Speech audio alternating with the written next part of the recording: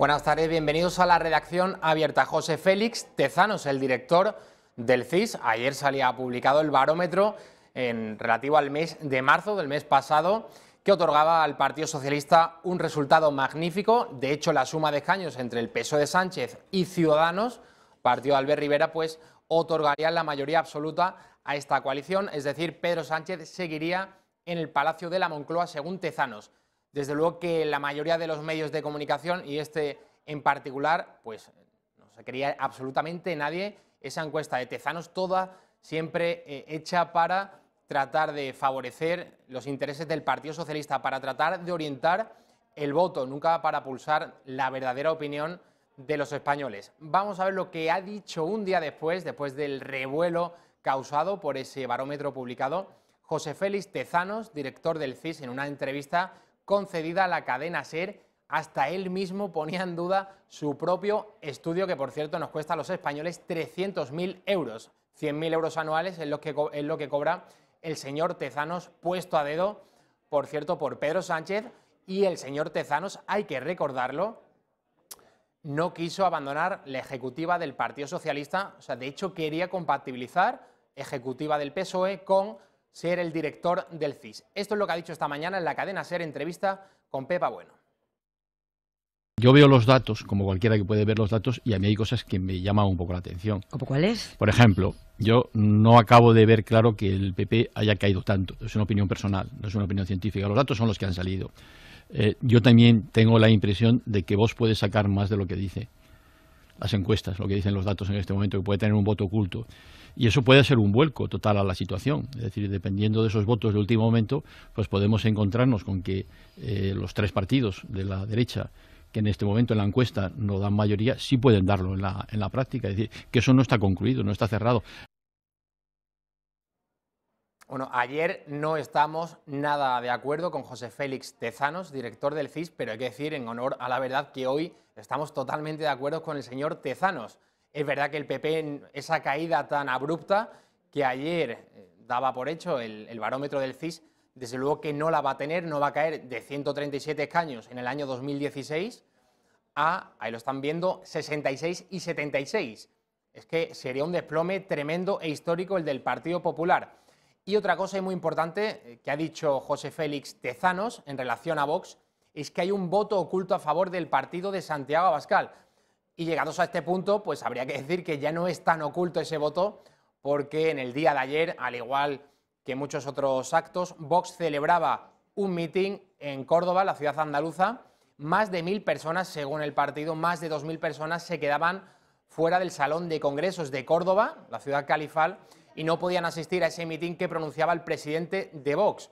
Estas son imágenes del presidente de Santiago Abascal saliendo a dar las gracias a toda esa gente que se había quedado fuera, y por eso decimos que no es un voto oculto, porque ya son muchos los actos en los que Vox tiene que poner el cartel de no hay billetes, como en las plazas de toros, y más de 1.000 personas se volvían a quedar fuera. Que Tezanos, el director del CIS, hoy reconozca que hay un voto favorable y oculto a Vox, pues desde luego que es bastante significativo el día después de haber publicado ese barómetro de marzo del mes pasado, en el que volvía a dar un magnífico resultado al Partido Socialista. Reacciones al barómetro del CIS. Ayer veíamos a Pablo Casado, candidato del Partido Popular a la presidencia del Gobierno, riéndose literalmente de los resultados de ese estudio. Hoy Teodoro García Egea, 3/4 de lo mismo, el secretario general del PP.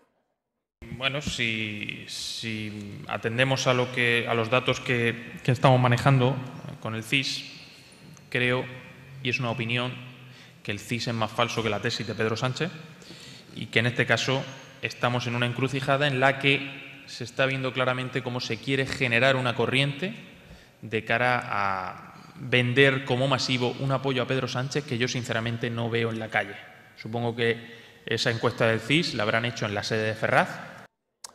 Ningún líder político serio es que se puede creer estos datos del CIS. Yo creo que ni el propio Pedro Sánchez. Lo que sabe el señor Sánchez, presidente del Gobierno, es que Tezanos le quiere muchísimo, que hace unas encuestas a dedo, como anillo al dedo, le vienen al Partido Socialista, pero cualquier representante político, y añado cualquier periodista, sabe perfectamente que lo que publicaba ayer el CIS ni mucho menos se va a traducir o va a ser un resultado similar a lo que ocurra el próximo 28 de abril en las elecciones generales.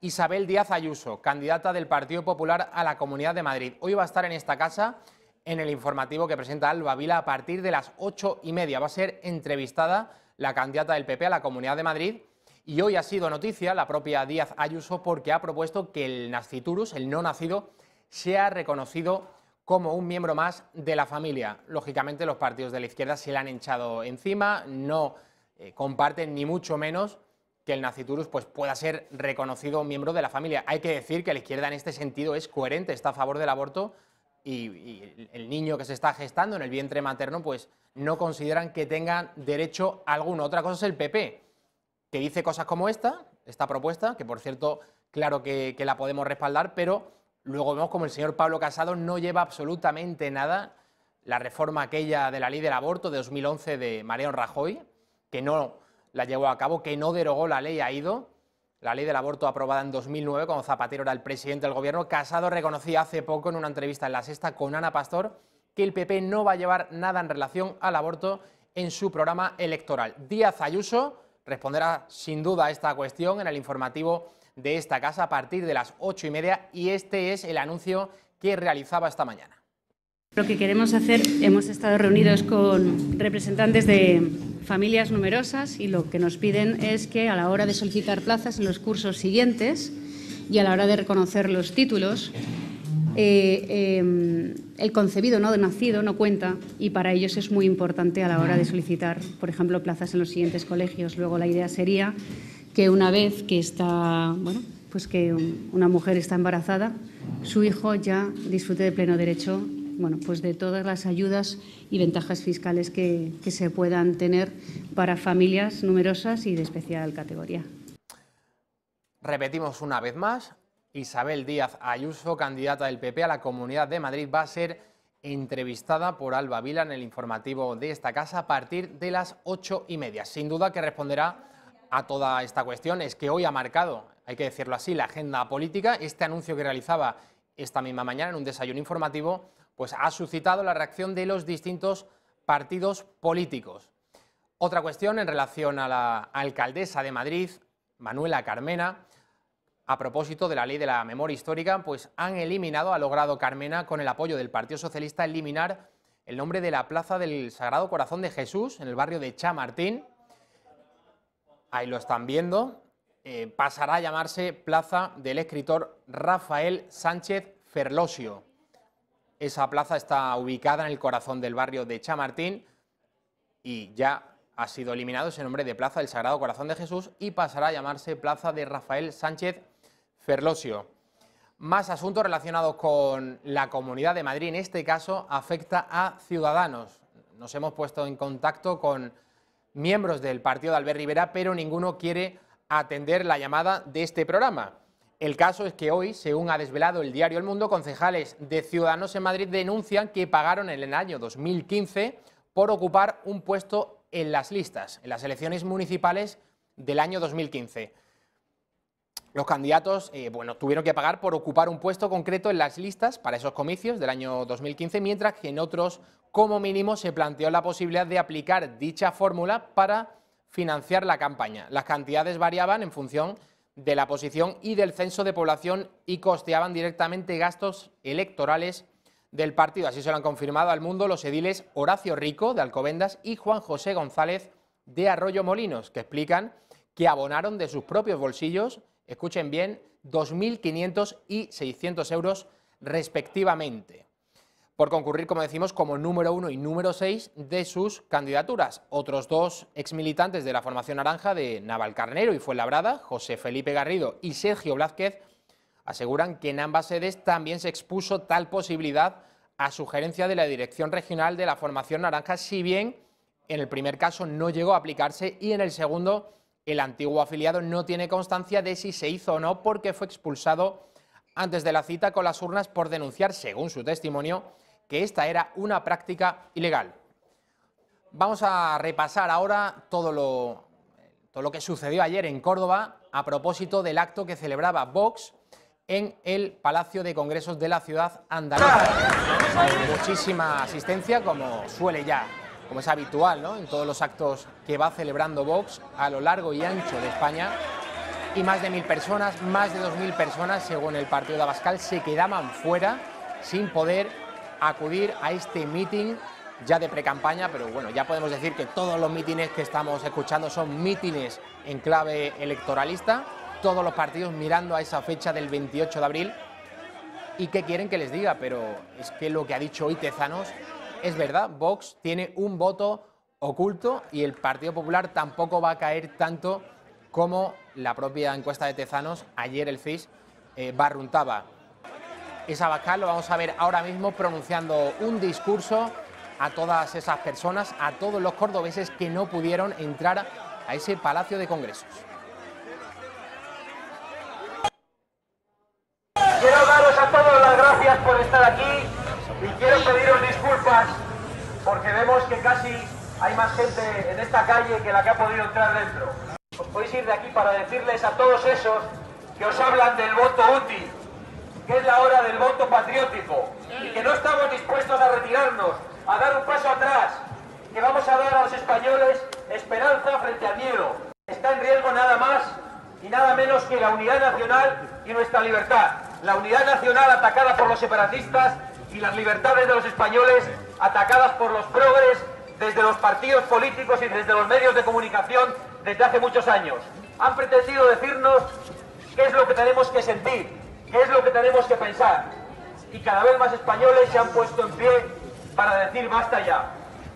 Bueno, yo digo que a estas alturas de campaña hay dos tipos de periodistas. Los que aún no se han enterado del verdadero impacto de Vox y los que sí lo han hecho, pero tratan de silenciarlo, cual Michavila o cual Tezanos, creyendo que así van a minimizar el impacto de las próximas elecciones generales. Pues ya les digo yo que lo que hagamos los periodistas no va a tener ninguna incidencia en las próximas elecciones generales. Estamos viendo cómo de manera paralela a la narrativa, al discurso oficial de los grandes medios, de los grandes partidos, la gente se ha echado a la calle y ha dicho basta. La prensa local cordobesa recogía, vamos a ver la portada del Diario de Córdoba, lo que sucedió ayer por la tarde en esta, sin duda, bellísima ciudad andaluza. Titulaba Córdoba, el Diario de Córdoba, hoy en su portada, los cordobeses desbordan la convocatoria de Vox. Esto, sin duda, choca frontalmente con esa encuesta del CIS, ayer publicada por Tezanos, barómetro correspondiente al mes de marzo. Vemos como el reparto de escaños por la provincia de Córdoba, según el CIS, insistimos, no otorga ni un mísero escaño a Vox. 1 al PP, 3 al PSOE, 1 a Unidas Podemos, 1 a Ciudadanos y ninguno a Vox. Díganme ustedes, con lo que acaban de ver ayer en el acto de Vox, de Santiago Abascal, a no ser que toda esa gente sean actores pagados por el propio Abascal, yo de verdad creo que Vox al menos un escañito seguro que va a sacar en Córdoba. En fin, bueno, cosas de las encuestas y como siempre decimos en este programa, las encuestas se están realizando para orientar el voto, para meter miedo a la gente y no para pulsar la verdadera opinión de los españoles. Luego mostraremos también el CIS, lo referente a la circunscripción, a la provincia de Ceuta. En esa circunscripción solo se reparte un solo escaño y el señor Tezanos le ha dado uno al PSOE, uno a Vox y otro al PP. No se moja en nada, o sea, el margen de error de esta encuesta, y es que lo estaba reconociendo hoy el propio Tezanos, es sin duda muy, muy grande este margen de error. No sé si tenemos ya señal con el Tribunal Supremo. Siguen declarando ante Manuel Marchena Mossos de Escuadra y también policías y guardias civiles por lo que sucedía el 1 de octubre del año 2017, día en el que se convocaba ese referéndum ilegal e ilegítimo contra la unidad de España. Me dicen que no tenemos todavía señal, pues en un instante iremos al Tribunal Supremo. Hoy, por cierto, vamos a entrevistar a Raúl Cuesta, que es el portavoz del sindicato policial Alternativa Sindical de Policía. Va a repasar con nosotros esa vergonzosa ley de abusos policiales que el Parlamento vasco aprobaba hace una semana y aprobaba esa reforma de la ley, por cierto, con apoyo del Partido Socialista y con el voto también favorable de Podemos. Bildu se abstuvo. Tenía que abandonar el propio Partido Popular los diputados, los pocos diputados que quedan ya en la Cámara Autonómica Vasca, digo que abandonaban el hemiciclo porque el señor Arzuaga, diputado de Bildu, pronunciaba un discurso que era vergonzoso, arremetiendo contra los guardias civiles, contra policías nacionales, poniéndolos al mismo nivel que los terroristas de la banda ETA, y aquello, como digo, pues motivó que los diputados del PP, bueno, pues salieran de la Cámara Vasca. Aquella reforma, como decimos, ha vuelto también a incidir en esa idea, que más que una idea es un hecho, de que el señor Pedro Sánchez, después del 28 de abril, va a hacer todo lo posible por seguir en la Moncloa, pactando con Bildu, pactando con el PNV en el País Vasco, pactando en Cataluña con esos partidos RC, el PDeCAT, cuyos líderes están ahora mismo sentados en el Tribunal Supremo por rebelión y por presunta sedición y malversación de fondos. Son los señores que convocaron ese referéndum ilegal e ilegítimo del 1 de octubre para romper España. Nos vamos a ir a la publicidad, enseguida volvemos, sigan con nosotros.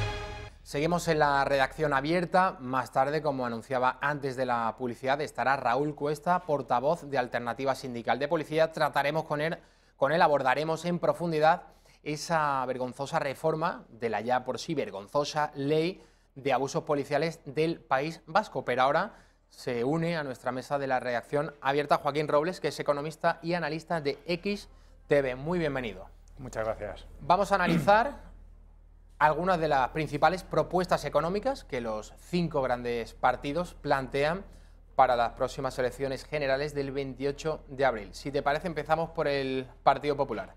Sí, yo creo que antes de nada hay que destacar el buen clima, ¿no?, de confianza entre los inversores que está habiendo antes de las elecciones. Recordamos que los 2 anteriores procesos pues han venido inmersos con una mayor incertidumbre porque no se sabía qué partido político iba a gobernar y si este iba a respetar las medidas de Bruselas. En este caso estamos viendo cómo las bolsas están respondiendo muy bien y la prima de riesgo se mantiene estable, ¿no? Pues eso es curioso, Joaquín, permite que haga este inciso, porque todas las encuestas están dando, bueno, hay 5 grandes partidos, están fragmentando mucho el voto y la incertidumbre que bien apuntabas que había en el año 2016, cuando Podemos, por ejemplo, parecía que iba a sacar un magnífico resultado, sin duda que lo cosechó con 71 escaños, pero ahora yo creo que la amenaza de Podemos está totalmente diluida y yo creo que por ahí puede venir esa calma de los mercados. No sabemos cuál va a ser el partido más votado, todos los sondeos están dando claramente al Partido Socialista de Pedro Sánchez, pero no sabemos cuál va a ser la coalición que llegue al Palacio de la Moncloa. Esa sí que es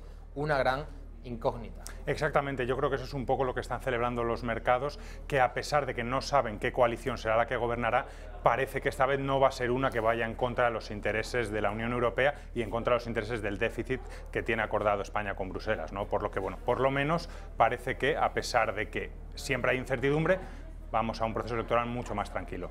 Joaquín, bueno, vamos a entrar ya en materia. ¿Cuáles son las principales medidas económicas con las que los grandes partidos quieren seducir a los votantes? Sabemos que, bueno, desde un punto de vista ideológico, la izquierda siempre ha tendido más a proponer subida de impuestos y los partidos del centro derecha o de la derecha apuestan más por la rebaja fiscal. Empezamos, por ejemplo, con el Partido Popular, que fue el que más votos obtuvo en los últimos comicios generales. Bien, pues el Partido Popular estamos viendo que está yendo a por unas políticas de bajar impuestos, ¿no?, tanto al IRPF, tanto al impuesto de sociedades, luego también medidas que fomenten la competitividad de empresas y suprimir, ¿no?, impuestos de patrimonio y de sucesiones. En este escenario también estamos viendo cómo de alguna manera quiere hacer un blindaje fiscal, está en contra de esa tasa de transacciones, por lo que los bancos se pueden ver muy beneficiados, ¿no?, sobre todo la gran banca, y luego también en contra de la tasa Google y de otro tipo de tasas a las tecnológicas, por lo que empresas pues como Telefónica, ¿no? Cellnex o Indra se pueden ver también muy beneficiadas. Pero en contra estamos viendo que las eléctricas pueden ser las que peor lo hagan, ¿no? Porque está hablando de liberalizar el sector, de menores barreras de entrada, que haya más competidores, ¿no? Por lo que en este sentido Red Eléctrica, Naturgy, Enagás pues también podrían tener dificultades. A propósito del Partido Socialista, el segundo partido más votado en las últimas elecciones generales, en junio del año 2016. Bueno, pues estamos viendo que ellos lo que proponen son más medidas sociales y luego más medidas de subir las pensiones, de subir el mínimo, ¿no?, de salario, por lo que eso va a conllevar una mayor presión fiscal, ¿no?, que puede de alguna manera hacer reducir la inversión de los empresarios. Luego, entre las compañías más favorecidas, pues a lo mejor pueden estar las de infraestructuras, porque se está hablando de una mayor obra pública, ¿no?, de incrementar en un 25% sobre todo en las carreteras. Empresas como ACS, Ferrovial o HL se pueden ver beneficiadas, y en la contra, pues igual que lo que hablábamos antes, ¿no?, está a favor de poner una tasa, ¿no?, a los bancos, de gravar esas transacciones financieras, de quizás un impuesto de sociedades mayor en la banca, por lo que la banca podría ser el mayor perjudicado, ¿no?, en caso de que saliera el PSOE. Podemos es el partido que está más a la izquierda de los grandes que se presentan a esas generales. Bueno, Pablo Iglesias siempre ha hablado de un Estado grande, un Estado que proteja a los ciudadanos con muchas ayudas sociales, subida incluso del salario mínimo interprofesional. ¿Cuáles son, desde tu punto de vista, las principales medidas económicas de Podemos? Bueno, Podemos sabemos que apuesta mucho más, ¿no?, por las medidas sociales. En cuanto a las medidas económicas, pensamos que va a ser muy similar a las del PSOE, dar mayores facilidades, pero incrementar también los impuestos, ¿no?, que eso es algo que tienen que hacernos si quieren cumplir con unas mayores prestaciones sociales. Luego ya, si nos vamos a los apartados económicos, vemos como los bancos también serían perjudicados, porque se está hablando de hacer la dación en pago, ¿no?, y de manera retroactiva, lo que podría generar mucha incertidumbre en el sector bancario. Y luego también estamos viendo a las eléctricas, ¿no?, porque de alguna manera estarían planteando pues un suministro mínimo para ciertos colectivos, por lo que también podría generar esa misma incertidumbre sobre las principales compañías eléctricas. ¿Qué hay de Ciudadanos? Para muchos es un partido que anda un poco en la indefinición. Hace años Rivera presumía de liberal, también de socialdemócrata. Ahora parece que ya no le gustan las etiquetas. ¿Cuáles son sus propuestas económicas? Sospecho que se parecen más a las del PP que las del PSOE. Exactamente, no es tan agresivo en cuanto a bajar impuestos como el Partido Popular, pero sí que es verdad que está hablando de una mayor reducción en el gasto, ¿no? Y luego, dentro de medidas económicas que pueden afectar a empresas, pues estarían en el sector de las farmacéuticas, ¿no?, ampliar ese número de medicamentos que podría pagar el Estado. Ahí se podrían ver beneficiadas compañías como Admiral, como Faes, y luego también reducir la dependencia energética exterior, que ahí sí que podríamos ver cómo Repsol podría ser muy favorecida.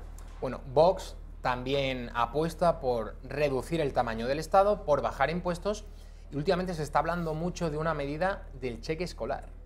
Sí, exactamente. Yo creo que también todos apuestan, ¿no?, en sus programas por mayores prestaciones sociales, que es un poco también lo que la sociedad da mucha importancia. Y luego también, dentro del programa político de Vox, lo que hemos visto es que va a dar mucha importancia a ese aumento de gasto en defensa, que ahí sí que podríamos ver, ¿no?, como compañías como Airbus o Indra podrían verse muy beneficiadas, y también sobre todo la construcción, ¿no?, porque habla mucho de liberalizar el suelo y de un mayor espacio urbanizable, por lo que las principales constructoras de nuestro país pues también se podrían ver muy beneficiadas.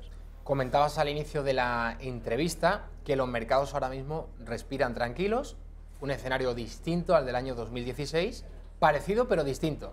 Parecido en el sentido de que hay muchos partidos, incluso ahora hay un quinto que es Vox, pero distinto en el sentido de que Podemos, que yo creo que era el partido, la formación que asustaba a los grandes inversores, a los mercados, las posibilidades y sus aspiraciones electorales 3 años después son mucho menores, y eso entiendo que es lo que ahora mismo está haciendo respirar, como decimos, de una manera tranquila a los mercados. Habrá que ver cuáles son los escenarios, porque lo que está por dilucidar es cuáles son los bloques, más que el partido más votado. Cuáles son los bloques que van a impulsar al candidato bueno, el más votado dentro de esos dos bloques, el del centro izquierda o el del centro derecha, al Palacio de la Moncloa.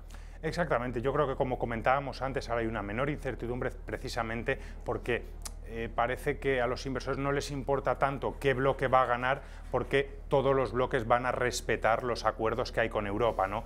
Por lo que, bueno, no hay tanto miedo, no es como hace 3 años, ¿no?, en los que hablábamos de que podía ganar un partido de izquierdas que sí que pusiera en duda ciertos compromisos, y encima en esa época existía pues también los antecedentes de Italia, de Grecia, por lo que se pensaba que España podría ser otro caso similar. Así que yo creo que muy tranquilos, estamos con un IBEX en 9.400 puntos, una prima de riesgo en 108 puntos, y no parece que eso vaya a cambiar las próximas 2 semanas por las elecciones.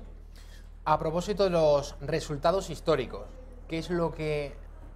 ¿Cómo respondía el IBEX después, por ejemplo, de la victoria de Felipe González en el año 93, ya con un Partido Socialista muy agotado, llevaba 11 años en el poder, o la victoria de Aznar en el 96, o la del propio Rajoy, las últimas, en junio de 2016, con esa repetición de elecciones, puesto que en diciembre de 2015 ganaba el PP, pero por una mayoría muy corta, y eso hacía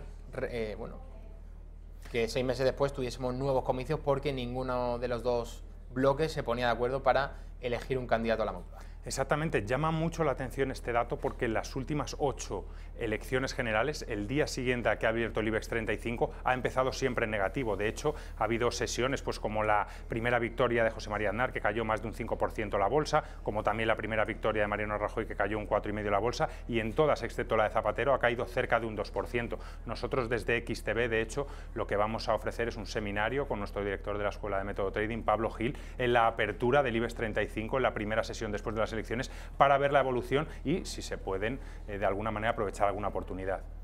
Pues Joaquín Robles, muchísimas gracias por este análisis. Creo que ya no nos hemos dejado nada en el tintero. No sé si quieres aportar algún dato más.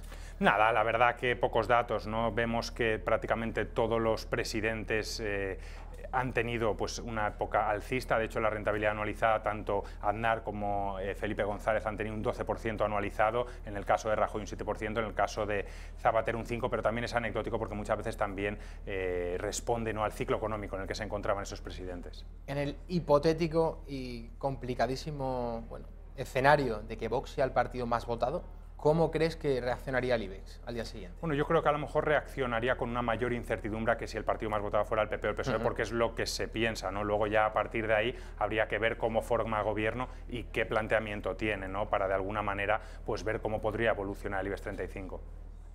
Pues nos vamos. Muchísimas gracias, Joaquín Robles, economista y analista de XTB. Vamos a la publicidad. A la vuelta va a estar Raúl Cuesta, ahora sí, portavoz de Alternativa Sindical de Policía. Vamos a analizar esa vergonzante reforma de la ya por de sí vergonzosa ley de abusos policiales del País Vasco, que la semana pasada aprobaba el Parlamento, la Cámara Autonómica Vasca. No se lo pierdan.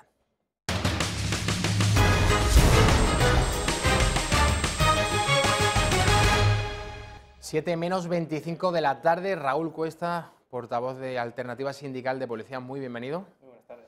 Vamos a abordar varios asuntos policiales. El primero de ellos, y dio mucho que hablar la semana pasada, esa reforma que aprobaba el Parlamento Vasco, la reforma de la ley de abusos policiales. Ya es una vergüenza que esta ley exista, pero esa reforma la votaba, por cierto, salía adelante con el voto afirmativo del Partido Socialista y con el voto de Podemos. Bildu optó por la abstención, algo que sin duda nos llama la atención. Vamos a recuperar el momento en el que el diputado Arzuaga de Bildu equiparaba a la Policía Nacional y a la Guardia Civil con los nazis de Nuremberg y los ponía también al mismo nivel, o yo creo que a los etarras, por encima de estos agentes. Vamos a verlo. Mi desprecio más rotundo, más absoluto, para las organizaciones corporativas de cuerpos y fuerzas de seguridad del Estado que están haciendo un lobby infecto, asqueroso, para que no se reconozca a las víctimas que ellos mismos han generado. Organizaciones que están buscando total impunidad, total encubrimiento para el terrorismo y las gravísimas vulneraciones de derechos humanos que ellos mismos han perpetrado. Para mí ustedes son los nazis que protestan porque hubo un juicio en Nuremberg. Para mí ustedes son los genocidas que protestan porque hay una Corte Internacional de Justicia. Para mí ustedes son los franquistas que luchan para que no haya un reconocimiento de sus vulneraciones de derechos humanos. Esto es indignante. Esto es inaceptable. Aulo Chagarriada, Auna Chagarriada. Hablaba este señor, por llamarle de alguna manera, Arzuaga, de Bildu, de un lobby infecto, que la policía estaba ejerciendo presión para que no saliera adelante esta reforma de la ley de los abusos policiales. Ponía a los policías al nivel de los terroristas de ETA. Dice que habían generado muchas víctimas y mucho dolor. Esto lo dice un representante de ETA. Lo dice la voz de ETA, lo dice aquel que utiliza las instituciones para blanquear la historia de ETA y sobre todo para burlarse de los 146 policías nacionales asesinados y de las 829 víctimas que la banda terrorista dejó en nuestra democracia. Y cuando he estado con vosotros viendo estas imágenes, supongo como muchos espectadores, a uno se le revuelven las tripas, ¿no? Y te hace plantearte unas cosas que dices, ¿en qué punto estamos? ¿Hasta dónde hemos sido capaces de llegar cuando lo políticamente correcto permite que este señor llame a la Policía Nacional terroristas, que nosotros hemos generado víctimas? Los años del plomo, que lo sufrimos toda la ciudadanía, todas las fuerzas y cuerpos del Estado, Fuerzas Armadas y policías locales, fueron unos años muy difíciles en los que creo que ha costado mucho cerrar esas heridas como para poder volver a abrirlas de nuevo. Pero después de ver, y lo digo con toda la sinceridad y expresando todo el sentir de los miembros de ASP, la palabra, y me va a permitir, espectadores, repugnancia, ver a ese señor en plena siglo XXI, en plena democracia, decir lo que vomitó por esa boca. Pero yo creo que el espectador, y por eso venimos a hablar de ti, a hablar aquí hoy, ¿qué quiere esta ley? Vamos a preguntarnos por qué esta ley sale adelante y qué es lo que busca. Sale adelante, insistimos, con los votos favorables del Partido Socialista y del PNV. El PSOE, por cierto, la señora Idoia Mendia, en las pasadas Navidades, accedía a participar en un reportaje culinario con Arnaldo Otegi, antiguo miembro de la banda terrorista ETA y portavoz en la sombra de los terroristas, que es verdad que nos siguen matando, pero que siguen estando ahí, y que Bildu es su partido. Esto no cabe la menor de las dudas. Esta deriva lamentable del Partido Socialista en el País Vasco. Bueno, ¿cuáles son los principales puntos, Raúl, de esta ley de abusos policiales? Sí, incomprensiblemente esta ley, que vulgarmente la conocemos como Ley de Abusos Policiales, la voy a decir exacta. Esto se basa en la Ley 12/2016 del 28 de julio de reconocimiento y reparación de víctimas de vulneraciones de derechos humanos en el contexto de la violencia de motivación política en la comunidad autónoma del País Vasco entre 1978 y 1999. Así es como se llamaba inicialmente esta ley, que fue paralizada por el anterior gobierno, del gobierno de Mariano Rajoy, y que incomprensiblemente Pedro Sánchez retiró el recurso de inconstitucionalidad que estaba presentado, y ya no nos cabe la menor duda, es decir, dándole una concesión no al PNV, sino a Bildu, como hemos podido ver ahora. ¿Qué se llegó a un acuerdo? Se llegó al acuerdo de que había que blanquear un poco digamos, este proyecto de ley para llevarlo adelante. ¿Y en qué consiste exactamente? Vamos a decirlo sincera y llanamente, en entregarle dinero al movimiento, a la gente que sigue hoy, digamos, perteneciendo en su día a Euskaditas Katasuna, que es la banda terrorista ETA. Son 12 millones de euros que... O sea, hay un lobby etarra, hay asociaciones y organizaciones que son satélite de la banda terrorista ETA, familiares, amiguetes, antiguos terroristas, la Kale Borroka. Ajá. Esta ley está para regar con el dinero público a todas estas asociaciones. Sí, un dato muy interesante es que en la Academia Ávila, en la Escuela de Policía Nacional, tenemos una asignatura que es investigación, en el que estamos muy formados en terrorismo y sobre todo el caso de ETA. Egoalde, Iparralde, provincias vascas, tenemos una cultura inmensa sobre este tema, y lo que hemos visto es que cómo esa banda terrorista se ha ido, digamos, enredando en la trama constitucional, en las instituciones, de forma democráticamente, con el beneplácito siempre del PNV y de algunas veces algunos otros partidos que creíamos que eran más democráticos. Hasta llegar al punto en el que ya, por asombro e indignación de todos, el Partido Socialista ha permitido que ya a los terroristas ya no les llamemos terroristas, sino que les llamemos víctimas de abusos policiales. Y permíteme decir esto, ¿cómo podemos llamar víctima de abuso policial a una persona que asesina a un bebé de 22 meses, como fue el primer asesinato de la banda terrorista ETA? Y a tantos más. El caso del PSOE es que es verdaderamente sangrante porque el propio Partido Socialista Obrero Español ha sufrido también el terrorismo de la banda ETA. ¿Y cómo es posible que ahora tengan tan mala memoria, que además presumen de la memoria histórica, y años después en el Parlamento Vasco den luz verde a esta propuesta de los satélites de la banda terrorista ETA? Recordaba anteriormente lo que hacía Idoia Mendia en la pasada Navidad, haciendo ese reportaje culinario con el señor Arnaldo Otegi. Vemos también que esto ya es un asunto meramente político, estratégico, que el señor Sánchez, las opciones que tiene, sus aspiraciones de seguir en el Palacio de la Moncloa pasan por contentar a todos los partidos independentistas. Estamos hablando de Cataluña, Esquerra Republicana, el PDeCAT, partidos cuyos líderes ahora mismo están sentaditos ante Manuel Marchena en el Tribunal Supremo, y luego los vascos tenemos el PNV, que por cierto Pablo Casado trataba esta semana de blanquear haciendo una distinción entre nacionalismo e independentismo, como si no fueran una misma cosa. Y luego vemos que el señor Sánchez pues también tiene que depender de Bildu, y claramente que el PSOE haya votado en el Parlamento Vasco esta reforma de la ley mal llamada de abusos policiales, pues es una muestra más de a dónde, en qué momento político estamos en España. Permíteme también decirte que dentro del Cuerpo Nacional de Policía, supongo que será exactamente igual en el Cuerpo Hermano, en la Guardia Civil, hemos sacado un comunicado, una nota de prensa esta semana que digamos que lo sintetiza y lo define muy bien. Éramos asesinados y ahora somos humillados. Es decir, ¿cómo le vas a decir tú ahora a todos esos compañeros que estuvieron en esos años tan duros, que vieron morir a compañeros entre sus brazos? Lo vuelvo a repetir, 146 policías nacionales asesinados. Ahora, ¿cómo les explica el gobierno de una forma políticamente correcta bueno, que aquí no ha pasado nada, que corramos un tupido velo y que esto es algo normal? La pena es que se vuelven a abrir viejas heridas, la pena es que damos un mal ejemplo para las generaciones futuras y que, por desgracia, ETA sigue, en cierto modo, estando viva. Ese es el gran problema que observamos en estos momentos. Raúl, ¿cuántos policías nacionales hay ahora mismo en el País Vasco? Sabemos que el País Vasco, como sucede con Cataluña, pues tienen policías autonómicas, policías específicas. En Cataluña están los Mossos de Escuadra. En el País Vasco está la Ertzaintza. ¿Cuántos policías nacionales hay? Pues mira, ahora sinceramente no te voy a dar el dato exacto porque lo desconozco. Sí que hay 63.000 policías en el Cuerpo Nacional de Policía, teniendo en cuenta que Madrid lleva el mayor grueso, que son unos 23.000 policías, podemos estar hablando que puede haber unos 3.000, 4.000 policías ahí destinados. No son datos oficiales, es un dato que, si no me falla la memoria. Sí que es cierto que también, justo a esta humillación que hemos sufrido por parte del Gobierno, y no tenemos miedo de decirlo, es que es una humillación al Cuerpo Nacional de Policía y al Cuerpo Nacional de la Guardia Civil y al resto de víctimas civiles y no civiles.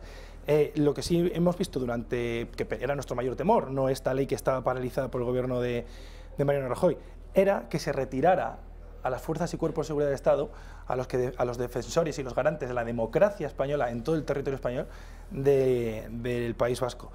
Está en stand-by, el gobierno le hemos preguntado desde nuestro sindicato mediante escritos registrados en varias ocasiones, pero no responden a tal efecto. Esperemos y estamos convencidos de que se mantengan nuestras unidades allí por el bien de todos los vascos y del conjunto de la sociedad española. Raúl, uno de los temas tabú en general del periodismo es el relacionado con los suicidios. Cuando uno conoce una noticia así, no la suele publicar porque hablan distintos expertos, sociólogos, que difundir estas noticias, publicar el suicidio de alguna persona, puede dar pie a que otras personas, por efecto contagio, opten por el suicidio.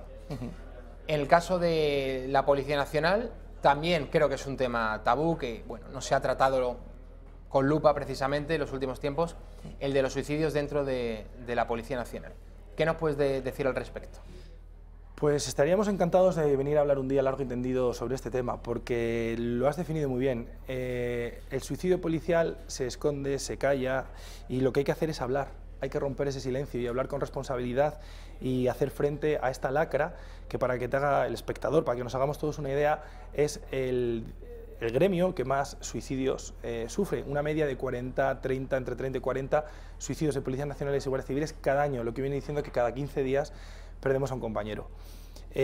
Curiosamente, ASP está muy involucrado en este tema y hemos colaborado con muchas asociaciones, Misión 365, hace poco, esta semana celebramos unas jornadas en Palma de Mallorca donde estuvimos en diferentes medios de comunicación, también estuvimos en Barcelona hace 3 semanas hablando del suicidio policial y para que el espectador lo entienda, siempre lo definimos de la siguiente manera: detrás de cada policía hay una familia, detrás de cada policía hay una vida y no somos un simple número de placa.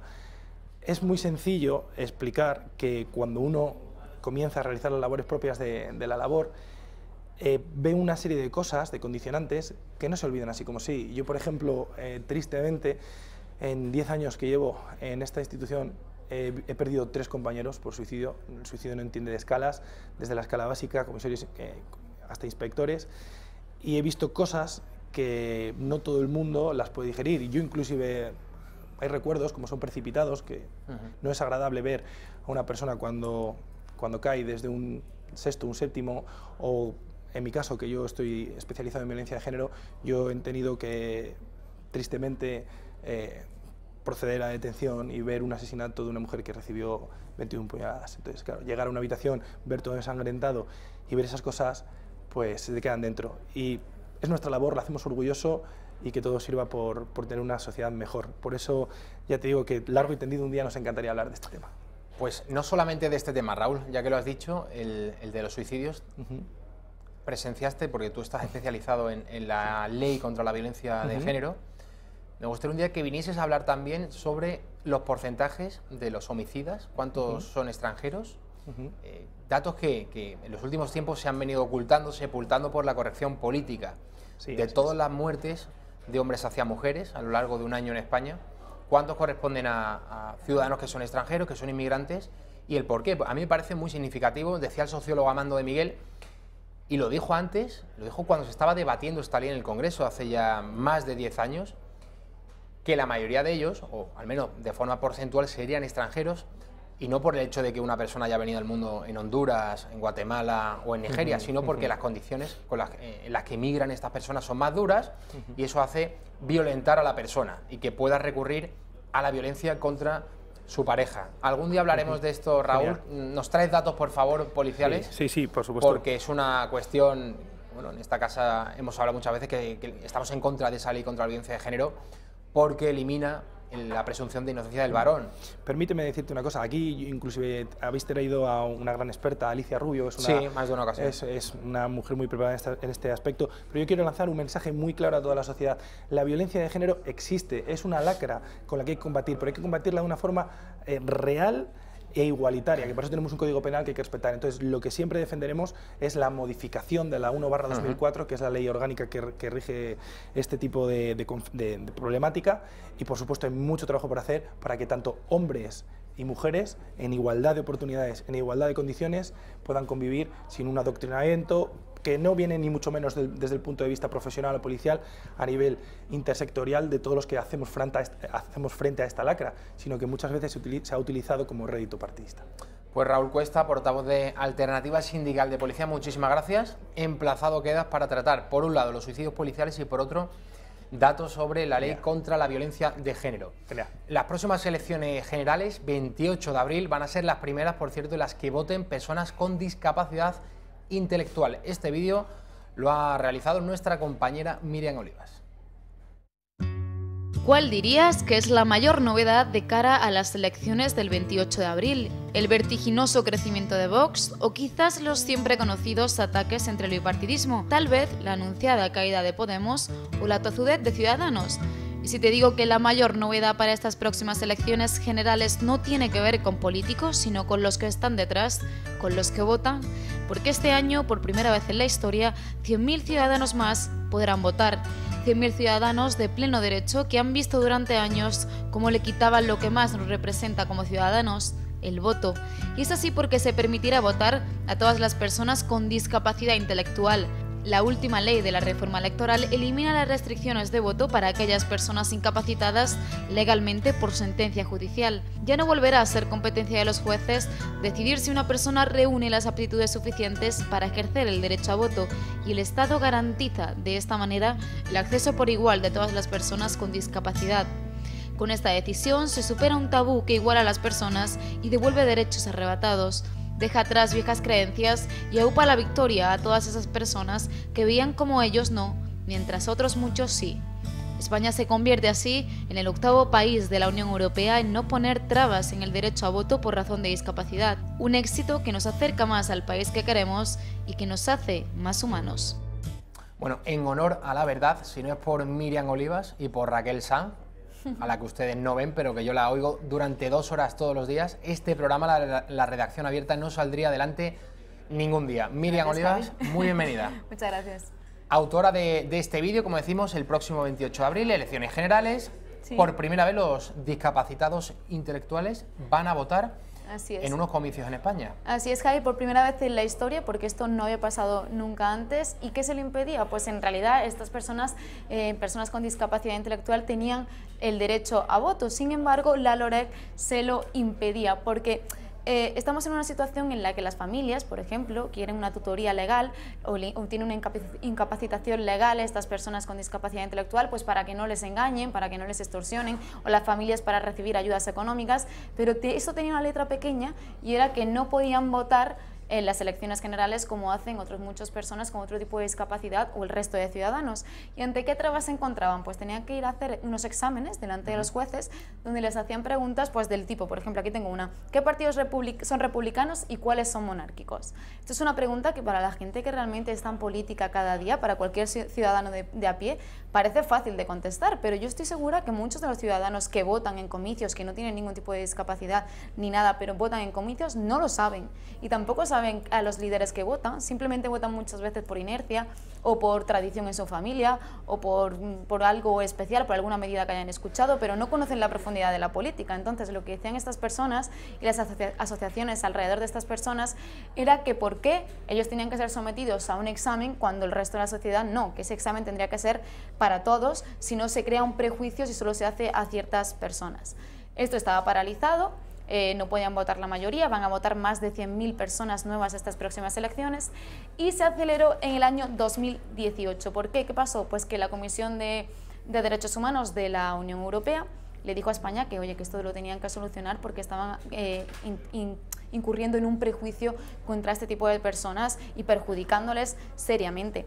También un dato muy importante, que las asociaciones dicen que han hecho más que ellos en 30 años, bueno, no que han hecho más, sino que han tenido más visibilidad, es la película Campeones. Campeones. Muchas veces es verdad que una película o el caso publicitado de una persona puede remover conciencias y cambiar la legislación en un país. Totalmente, es que dicen las asociaciones que el trabajo que ellas llevan haciendo 30 años a raíz de esa película, de esa visibilidad que ha tenido de Jesús Vidal, que consiguió un Goya y que también ha seguido luchando porque estas personas, las personas con discapacidad intelectual, pudieran tener el derecho a voto, el derecho que le han quitado durante mucho tiempo, pues gracias a esta película lo han conseguido finalmente. Al final es que vivimos en una sociedad en que es así. Hay ciertos programas que sabemos que están, pero hasta que no se visibilizan de una manera y se viralizan y la gente habla de ellos y no se le pone una cara pública, por así decirlo, pues realmente no salen adelante. Así que hemos querido hacer este vídeo. Hay 100.000 personas con discapacidad intelectual en España que van a poder votar el próximo 28 de abril. Más de 100.000. Más de 100.000. No se sabe la ¿Tenemos datos de lo que ocurre en otros países de la Unión Europea? Lo que sabemos de la Unión Europea es que España es el 8º país en regular esto, en aceptar que las personas con discapacidad intelectual puedan votar. Hay países como Francia, como Italia, como Holanda, como otra serie de países. Eso es lo que sabemos. Es el 8º país, es decir, tampoco es algo súper regulado, pero sí es verdad que España ha dado un paso hacia adelante, hacia la igualdad de todas las personas y a intentar no incurrir en ciertos prejuicios o en ciertos exámenes que no se le hace al resto de población, pero sí a estas personas que al final están demostrando, por ejemplo, con el caso de Jesús Vidal, que sí son personas normales, con plena capacidad y que pueden votar, y que el argumento de la influencia, porque el argumento que se utiliza muchas veces es que pueden ejercer influencia sobre ellos para votar, que es posible, pero mucha gente lo contraargumenta con que esa influencia todos los españoles la podemos tener, al fin y al cabo todos podemos ser influenciados en cualquier momento, ¿no? Una persona con discapacidad intelectual puede estar más formada que una persona que no la tenga, que un ciudadano normal que no esté en profundidad en los temas de política o que no esté interesado o que sea político. Ese es un debate muy interesante. Sí, la verdad que sí. Muchas veces los debates que no se tienen en televisión, cuando se apagan los micrófonos y las cámaras y uno los tiene con sus amigos, porque ya la corrección política no te puede decir absolutamente nada, pero ese debate a propósito del sufragio universal. Sí. Si habría que hacer o pasar algún tipo de examen, yo lo unos creo. Conocimientos que el ciudadano no solamente tiene que pagar impuestos, pero unas nociones de historia, en fin, Yo realmente lo para creo, poder elegir a los representantes públicos que gestionen finalmente tu ayuntamiento, tu comunidad y tu país. Yo, es más, el examen que le hacen a estas personas no me parece mal, me parece bien que se haga a todos los españoles.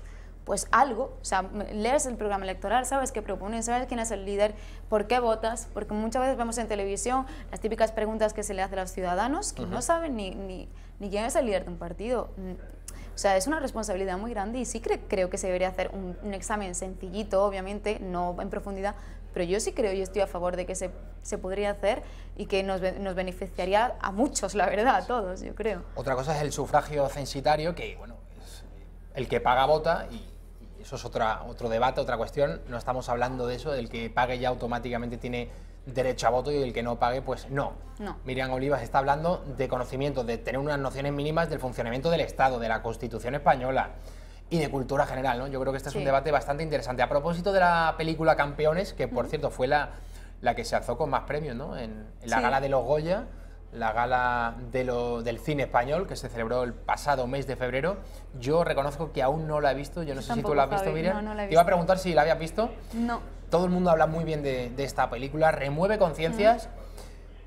El día que la vea haré algún comentario más en profundidad sobre la misma, pero en el caso del voto de esas personas con discapacidad intelectual en España, que son más de 100.000 y que van a poder votar el próximo 28 de abril, tiene un porcentaje grande de culpa la propia película. Totalmente, eso es lo que dicen las asociaciones y yo también estoy segura, porque Jesús Vidal ha sido una persona que ha removido muchas conciencias realmente, porque yo creo que estas personas con cierta discapacidad, si no la tienes muy de cerca, no sabes la profundidad de lo que son, de lo que piensan, de cómo interactúan con la sociedad al final, y lo tenemos como un poco olvidado, y al final ver una persona que tiene esta discapacidad, en teoría no, que tiene esta discapacidad y que puede hacer lo mismo y que puede triunfar tanto como una persona que no la tiene, es de admirar y realmente demuestra, mira, tengo esta discapacidad, tengo esta traba, pero al final puedo hacer lo que tú haces o incluso más, que es ganar un Goya, que bueno, yo nunca voy a ganar un Goya. Afortunadamente, cada vez más vemos, por ejemplo, los síndromes de Down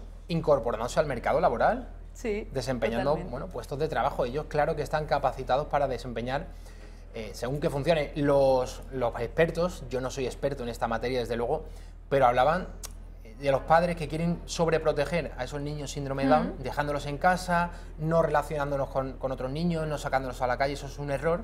Totalmente. Desde luego dicen estos expertos, psicólogos, profesores, etcétera, que los niños con síndrome de Down tienen que hacer una vida normal dentro de lo que cabe, pero que relacionarlo con otros niños es fundamental para a posteriori poder desempeñar un puesto de trabajo. Y para que ellos también sean conscientes, yo creo, un poco de sus capacidades vitales. Al final, si tú estás acotado a un cierto tipo de vida y muy protegido por cierta discapacidad que tengas, no sabes hasta dónde puedes llegar. Yo creo que esos niños que realmente trabajan, que están trabajando, o que Jesús Vidal, por ejemplo, en el caso de ganar un Goya, es porque ha tenido familias que han confiado realmente en sus capacidades y ellos han podido experimentarlas a través de la libertad de la familia. Miriam Oliva, muchísimas gracias por este vídeo y por tu trabajo de siempre. Muchas gracias, Javier, a ti. Nos vamos a la publicidad, a la vuelta. Javier Villamor, periodista, lo conocen todos ustedes, y Hassel Álvarez van a continuar el debate que el miércoles pasado libraban en esta mesa de la redacción abierta, tocando muchísimos temas que ahora mismo son los fundamentales en el debate político europeo y español. No se lo pierdan.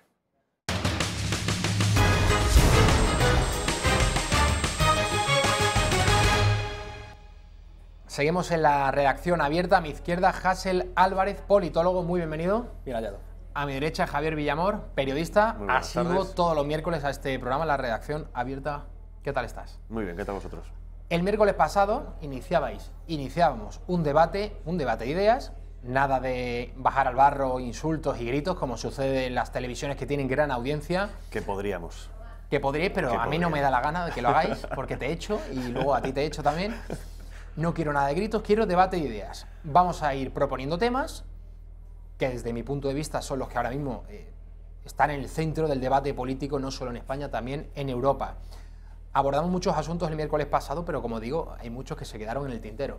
Vamos a comenzar con el del feminismo. El pasado 8 de marzo, ya también en el año pasado, en el 2018, veíamos cómo la izquierda salía a la calle, ¿no? Madrid, una manifestación multitudinaria, la izquierda lograba capitalizar ese movimiento feminista y desde hace 2 años este discurso feminista se ha colado en la agenda de muchos partidos. Hablábamos y veíamos, algunos con sorpresa, al señor Albert Rivera de Ciudadanos hablando de feminismo liberal. Voy a empezar por Hasél, Javier, porque tú eres un viejo conocido, yo creo que por cortesía debe empezar él. Feminismo. Yo creo que la izquierda ha hecho una bandera de esta causa. ¿Por qué crees que, si es que lo crees, que ahora mismo las mujeres están discriminadas o que no parten de una condición de igualdad con los hombres en España? Hombre, yo creo que no es una bandera de la izquierda, es una bandera cada día más transversal, es una bandera que ha abrazado prácticamente todo el mundo, incluso gente en Vox, yo he visto a Monasterio, Ortega Smith, definirse como feministas siempre y cuando el feminismo signifique la igualdad entre hombre y mujer, ¿no? Que es su significado básico.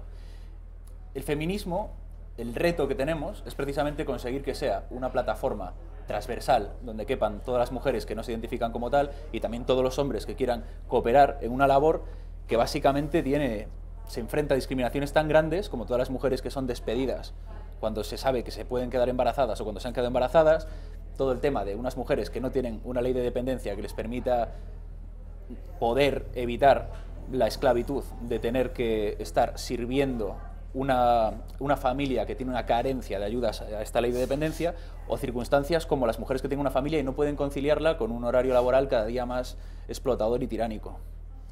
Javier, por cierto, un inciso, yo sí estoy de acuerdo y creo que es la única brecha real que hay, la de la maternidad. Y precisamente, yo al menos no lo vi en el manifiesto del 8 de marzo, que las feministas denunciasen esto, ¿no? Que es verdad que en el mundo laboral todavía hay mucho que hacer para que las mujeres, por el hecho de quedarse embarazadas, no sean discriminadas, que en una entrevista de trabajo no le pregunten a una mujer, ¿tiene usted pensado quedarse embarazada a corto plazo?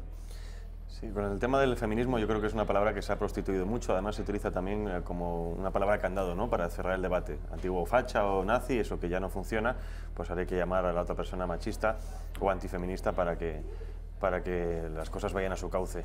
Hay que tener en cuenta que estamos viviendo en un feminismo de 4ª ola o de 5ª generación, ya no sé en cuál estamos, porque no es un feminismo que luche principalmente o solo exclusivamente a través de los derechos civiles de la mujer, que ya los tiene, están igualados completamente al hombre, que de hecho, por cierto, son derechos que se ganaron gracias a un liberalismo que parte de ese feminismo radical, ahora mismo usurpado por la izquierda, niega. Es decir, estamos aquí porque hubo otras feministas, no.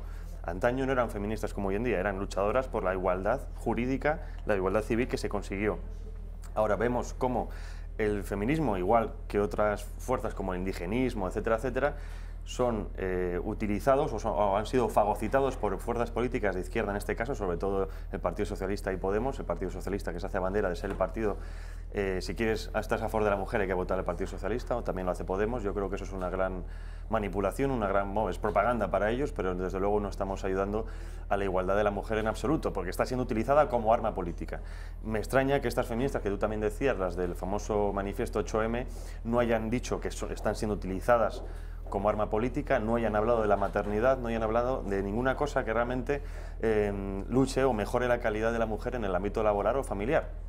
Que es cierto que hay cosas que todavía pues habría que igualar. Esto no implica ni que seas feminista, ni que seas machista, ni que seas todo lo contrario. Como decía Santiago Abascal el otro día en la entrevista con Bertín Osborne, le decía que ni machista ni feminista, soy hombre, estoy casado con una mujer, soy padre y ella es madre, ¿no? Yo creo que la salud de la sociedad pasa para que nos reencontremos ambos sexos por igual. Las que peores salen paradas de esta batalla feminista son ellas mismas, que están siendo utilizadas, porque además vemos como muchas feministas ni siquiera son madres o ni siquiera son trabajadoras, son muchas universitarias o estudiantes de que también colegio, tienen mucho instituto, que decir. Que tienen mucho que decir, pero no creo que tengan el valor de lo que te pueda decir una mujer, como por ejemplo las abuelas nuestras o incluso Mercedes Fórmica, feminista, antigua falangista, que de hecho está siendo denostada por ese pasado ideológico que posiblemente, junto a Clara Campoamor, sea la segunda mujer o la mujer que más logros ha conseguido para la igualdad real en el mundo civil en España. Yo creo que tienen mucho que decir y ahora te explicaré por qué.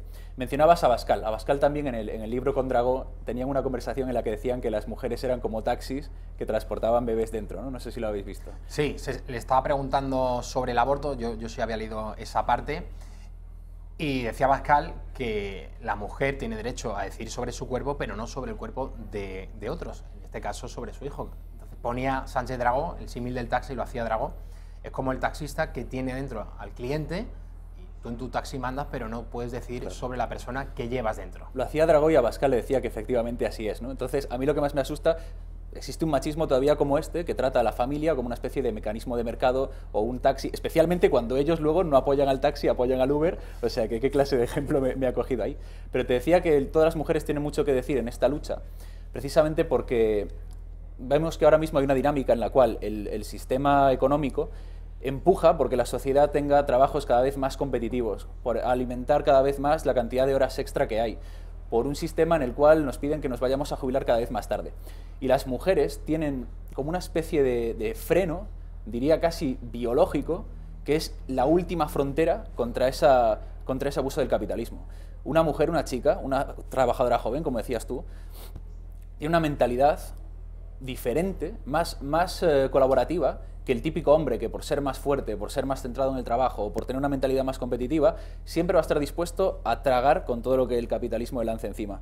La mentalidad más cooperativa de la mujer, el hecho de que las mujeres puedan ser madres y por lo tanto no vayan a tragar con un trabajo que les impide conciliar familia con trabajo.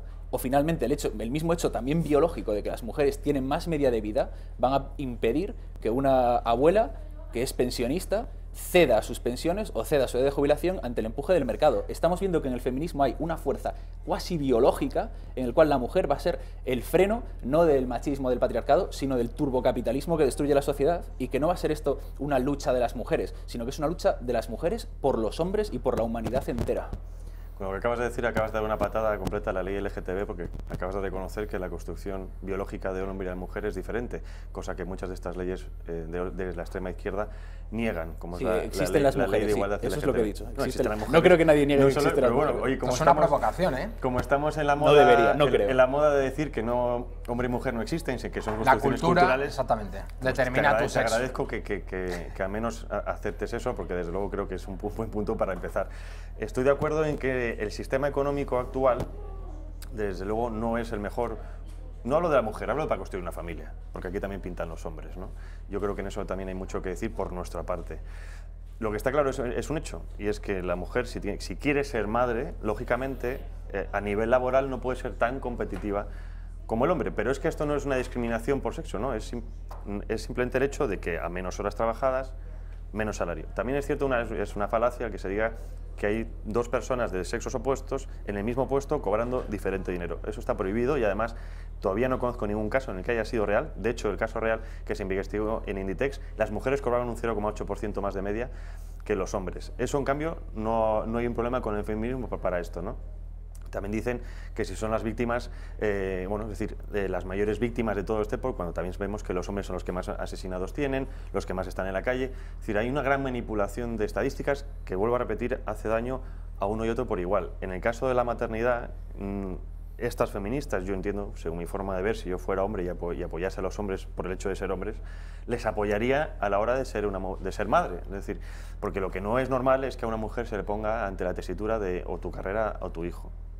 Normal no me refiero en el sentido que es algo natural, porque tienes que recuperarte del parto, tienes que cuidar a tus hijos. Al principio la figura materna es mucho más importante que la paterna, pero ahí sí que coincido contigo en el que hay que hacer al menos un camino que nos lleve a un punto en el que no se le discrimina a la mujer por ser madre, pero tampoco discrimina a la mujer al hombre por el hecho de que querer ser como él, porque vemos que el feminismo actual, el problema que tiene es que no ha seguido el camino de la feminidad. Seguido el camino de la masculinidad, ser un espejo no complementario, sino opuesto al hombre. Quiero lo mismo que él.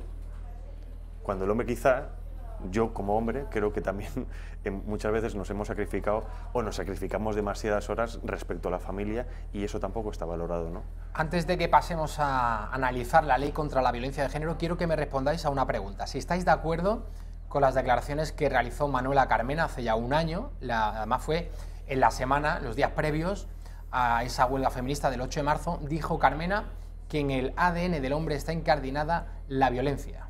Hasél. El ADN masculino, el hombre, siempre está relacionado con la fuerza.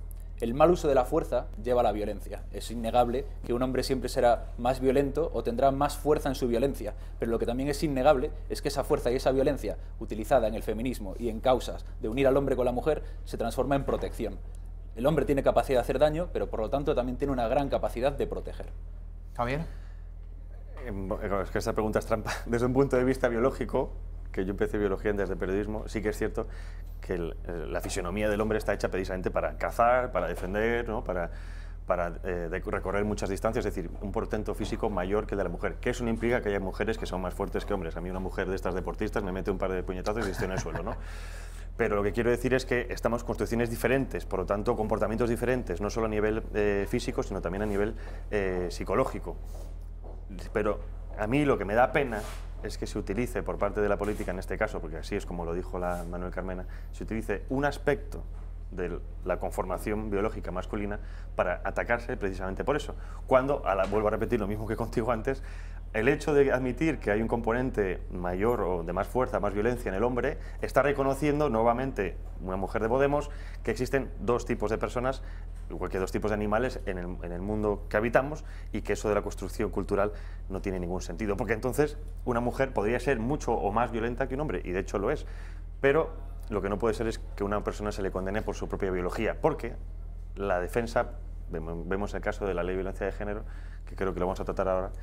Cuando un hombre se defiende del hecho, una mujer ataca a un hombre, el hombre solo por defenderse de ese ataque ya es violencia de género. Ahí también hay una violencia por parte de la mujer. Pero ¿no? es que yo creo que no habéis entendido que nadie dice que no existan hombres o mujeres o que no exista lo biológico. Nosotros decimos que lo biológico existe, pero que lo biológico no lo determina todo, no es absoluto y que lo social ocupa un papel equivalente. Vamos a la ley contra la violencia de género. Fue aprobada por José Luis Rodríguez Zapatero, el último presidente socialista antes de Pedro Sánchez y previamente antes que el propio Mariano Rajoy. Esta ley no la discute ningún partido ahora mismo, excepto Vox. Esta ley ha roto el principio de igualdad entre el hombre y la mujer. Hasél o Javier, me da igual quien quiera empezar.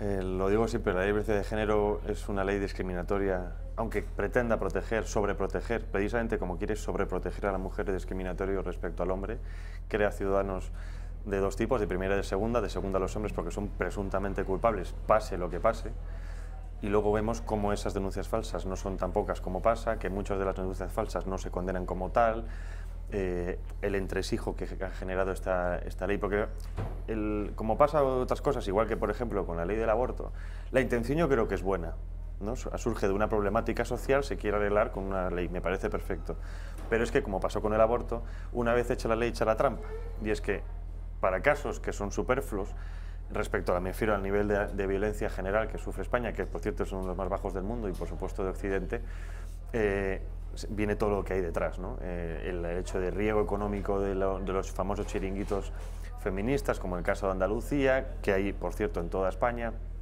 y al fin y al cabo de gente que vive en la propia ley de violencia de género se favorece el asociacionismo feminista. Eso quiere decir, implícitamente, que el Estado va a financiar todo tipo de asociación o fundación que participe o favorezca el continuar con esta supuesta violencia de género. Más que nada porque también la violencia no tiene género, porque la violencia la ejercen ambos por igual. Si nos atenemos a que un hombre, por ser más fuerte, tiene que ser condenado más, no hay igualdad jurídica. Entonces, no podemos, o sea, si igualamos los actos por un lado, no podemos desbalancearlos por el otro. Y eso es lo que ocurre con esta ley. Acabo rápidamente. Yo creo que la ley, si se hace una ley para igualar o para, digamos, proteger al mundo, se las proteja por igual. Porque también hay hombres que sufren maltrato de mujeres, no solo el físico, también el psicológico, que eso muchas veces no queda visibilidad. Y luego, por supuesto, con esta ley de violencia de género se ha utilizado muchas veces a los niños como moneda de cambio y ha destrozado muchísimas vidas de hombres. Yo estoy a favor, en este caso, de derogar la ley en sí, que haya una ley de violencia intrafamiliar. Bueno, pero no puede ser que se favorezca uno por otro. Te puedo decir que la legislación que existe ahora mismo, que protege la violencia en el ámbito doméstico y familiar, ya la hay, no hay que hacer ninguna ley que proteja la violencia doméstica y familiar. Tenemos Código Penal, artículo 173.2, Orden de Protección de las Víctimas de Violencia de Género 27/2003, Ley Orgánica 1123 de Medidas Concretas de Seguridad Ciudadana y Violencia Doméstica, Ley 35.1995, Ayuda a Delitos de Víctimas Violentas contra la Libertad Sexual, Ley 4/2015, Estatuto de la Víctima de la Violencia Doméstica, Convenio... Claro, Dejo de terminar. La legislación que protege la violencia doméstica y la violencia familiar, como decís vosotros, ya existe. ¿Cuál es el problema? Que la violencia de género implica una serie de condiciones que son distintas a esto. Implica una serie de fenómenos, por ejemplo, el tema de que suele haber una serie de controles de las redes sociales o del móvil del otro, el tema de que cuando uno denuncia el crimen se produce en las horas siguientes. Hay una problemática, una fenomenología ahí que implica una legislación acorde a un fenómeno concreto y que no está privando de que se legisle también la violencia contra los hombres, contra los niños, contra los ancianos. Sencillamente se está adaptando según un principio del derecho de adecuación y según el principio del derecho también de reducción de coste social, se está legislando conforme a un fenómeno concreto que no se puede ignorar o negar, sobre todo cuando vemos casos como el de Laura Luelmo, un hombre que tenía antecedentes de haber agredido a otras mujeres, que estaba socializado en una cultura machista, que era un tío que iba a mujeres por el mero hecho de ser mujeres para violarlas de formas que no se le puede hacer a un hombre. Pregunto, ¿y qué partidos han estado durante décadas hablándonos de las bondades de la reinserción social? Claro, es que no tiene nada que ver. Tiene todo que ver. No, la reinserción social sigue funcionando. ¿Por qué no va a funcionar la reinserción social? Una cosa es... Bueno, porque es el ejemplo, tú has puesto el de Laura Luelmo, este señor, el que viola y mata a esta joven, había sido ya condenado previamente, nunca tendría que haber salido de la cárcel. Los que creen en la reinserción social, pues creen que sí tendría que haber salido de la cárcel. El resultado, y desgraciadamente no es el único caso, fue la muerte de esta chica.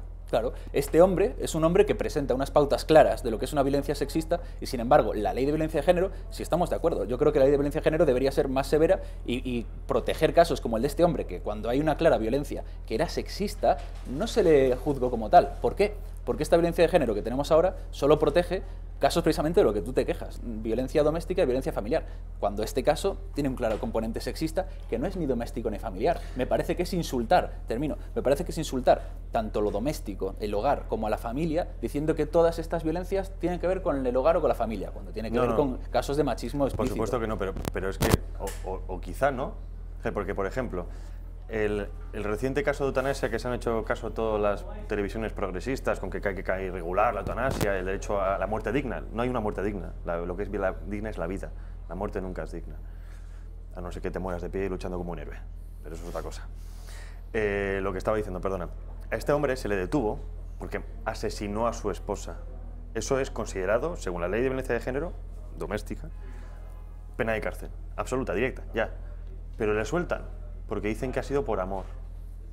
Entonces, si tenemos una ley que protege a la mujer, esta ley no está ejerciendo. Por lo tanto, ¿cuándo la aplicamos? Segundo, hay una particularidad muy precisa también con el tema de los asesinatos. Informe de homicidios del año 2010-2012, el año pasado sacado en diciembre por el Ministerio de Interior. El 63% de los asesinatos de menores de edad es a manos de sus madres. Por lo tanto, la mujer es la infanticida por excelencia en España. Es una problemática. De hecho, mueren más niños que hombres asesinados. Pero, ¿dónde está esa ley? ¿No es una urgencia social? ¿Por qué no existe esa ley? Porque no hace falta esa ley. Es una ley, son muertes que ocurren en todo un ámbito que ya lo regula. Cuando hablo yo en este caso de que eliminar esta ley para que sea violencia doméstica, es que lo que estaba antes dentro de una ley de violencia doméstica o violencia intrafamiliar no se saque, sino que vuelva a donde estaba, que se le dé otro tipo de trato dentro de la misma ley. Pero no puede ser que se discrimine por género o por sexo, porque en este caso vemos como la mujer, siendo más infanticida que el hombre, no está siendo igual de penada ante esos casos. Entonces, aquí tenemos otra vez ciudadanos de primera y de segunda. Pero es que no es una discriminación por sexo lo que plantea esta ley, es una protección contra la discriminación por sexo. No, al revés. Pero no, si plantea claro una protección contra la discriminación, está discriminando un sexo por otro. El derecho está para legislar los fenómenos concretos, no para subsumirlos en generalidades. Sería como abolir todos los tipos de diferentes violencias o diferentes robos en un tipo general entonces, que no aborde las particularidades de cada uno. Y luego viene Vox con cosas, igual que has hecho tú la comparación con la eutanasia, que eso evidencia lo poco que entendéis lo que es la violencia de género, pensar que la eutanasia es violencia de género o que atropellar a un hombre o una mujer es violencia violencia de género, no habéis entendido lo que significa. Sobre lo que está la ley. Me permitirás también hacer la comparación con que luego Abascal dice que hay que hacer una legislación ad hoc para la defensa armada en la casa de un hombre o de una mujer, cuando esas leyes de defensa en el domicilio ya existen y cuando son estos casos son muchísimo más minoritarios que la violencia de género, y este hombre ya piensa que ahí sí que hay que hacer una legislación especial. Es la absoluta ignorancia sobre el derecho. Hay veces a la manipulación y no es que... No, ninguna manipulación. No es que vos esté pidiendo una legislación especial, sino que está diciendo es que la defensa propia en ciertos ámbitos no sea penalizada en ese aspecto. Porque, simplemente matizando todo lo que has dicho, si yo vivo en mi casa y viene un agresor, lo que yo no puedo hacer es esperar a que ese agresor me agreda a mí para yo saber con qué proporción de fuerza me tengo que responder. Es como la misma ley estúpida que, por cierto, existe en ámbitos de injerencia militar, en el que el soldado español, nuestro soldado, tiene que esperar a ver si le disparan para poder disparar primero. Es decir, tenemos que ver a ver si nos matan para poder después matar. Eso es lo que se quería regular con la ley, con lo que se ha manipulado de una supuesta ley de armas. La ley de armas ya existe, la ley de defensa propia ya existe. Lo que quiere es que esos casos no sean penalizados, como están siendo penalizados, como por ejemplo el caso de un señor octogenario que por defenderse en su propia casa de un segundo ataque y de un segundo robo y posiblemente una muerte de su esposa, haya matado a un agresor de los dos y encima tenga que ir a la cárcel. Pero bueno, con el caso de lo que te has dicho antes de la violencia de género, vuelvo a lo mismo. La ley, si te la lees, que presupone que el hombre es culpable. O sea, a nuestras novias, en este caso, si un día se le cruza el cable, con perdón de este ejemplo, que es muy estúpido, pero si a tu novia un día se le cruza el cable y decide denunciarte, tú vas directamente al calabozo, aunque tu novia no tenga ninguna seña y vean los policías que eso es mentira. De testimonio falso, hombre 2 días en el calabozo. Hay una discriminación positiva hacia la mujer porque después, con esta violencia de género, automáticamente accede a una casa de vivienda de protección oficial, o a mejores puestos en el funcionariado español, o a mejores puestos en viviendas de protección oficial. Es decir, a un sinfín de mejoras, de subvenciones que el hombre no recibe por la misma violencia. Si el hombre también muere a manos de mujeres, ¿qué pasa con esa ley? Que tendréis que diferenciar el enfoque normativo de la ley del enfoque positivo. Que la ley diga que algo puede pasar no significa que todos los hombres hagan eso. Concluimos este bloque a propósito del feminismo, a propósito de esa ley contra la violencia de género, y abrimos el siguiente, que es el de la inmigración. La pregunta que planteo, que pongo encima de la mesa, es si los países, en este caso España, deben regular la inmigración que entra en su país. Lo dejo a Lara primero que empiece. Desde luego. Y controlar. Sí, la inmigración debe ser regulada en base a criterios de derechos humanos, en base a criterios de la capacidad que un país tenga para acoger y en base a la prioridad de los refugiados que nos lleguen, si son enfermos, si son ancianos, si son mayores. El problema en esta cuestión es plantearlo desde 2 puntos de vista, que son desde el punto de vista del materialismo económico, del economicismo, y desde el punto de vista de la mera ideología, del ideologicismo, ¿no? Que es lo que vemos en posturas de derecha o en posturas de Vox en este caso.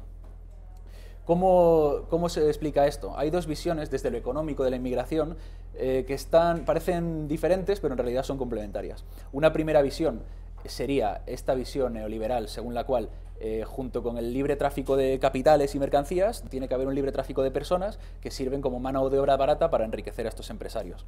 Y la siguiente visión, relacionada, es la visión en la cual el inmigrante compite contra el nacional por las ayudas sociales y por los recursos públicos, de forma que se hace una especie de... se infiere una pelea del último contra el penúltimo, que es falsa, porque realmente las ayudas que pierde un nacional no son por la minucia que se lleva la inmigración, sino por esos 60.000 millones que se va a la banca y por todo el gran coladero que hay por arriba del sistema, ¿no? Y no por abajo del último contra el penúltimo.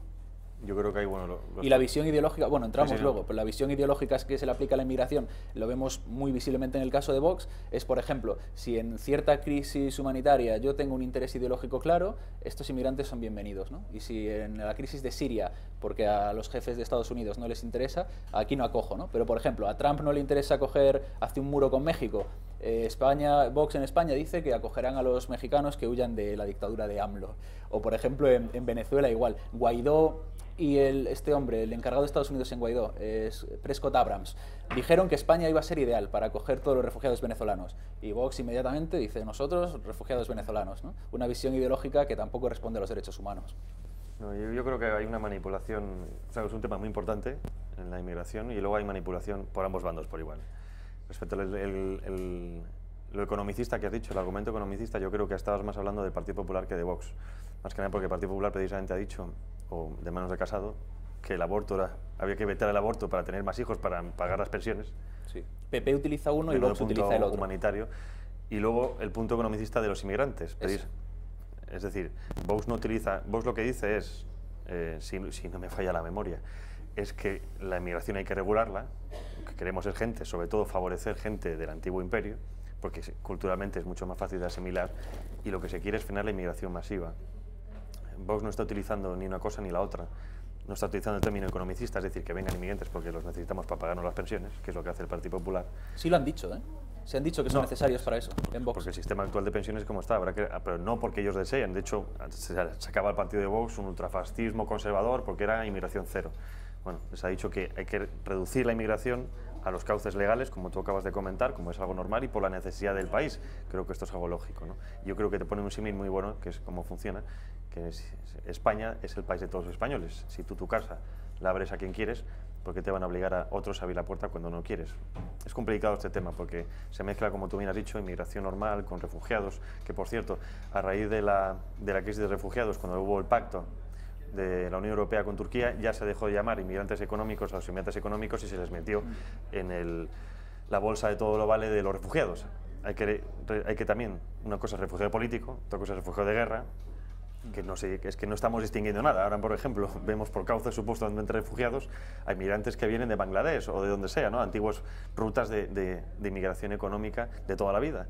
Y entonces se está manipulando mucho por parte de la izquierda porque les interesa que vengan, bueno, es complicado, ¿no? Pero esta endofobia de la izquierda, de abrir fronteras, a ver si esto se va al garete cuanto antes y tengamos un pozo mayor para electores en el futuro, o la derecha, la derecha clásica, que la utiliza en un punto de vista económico.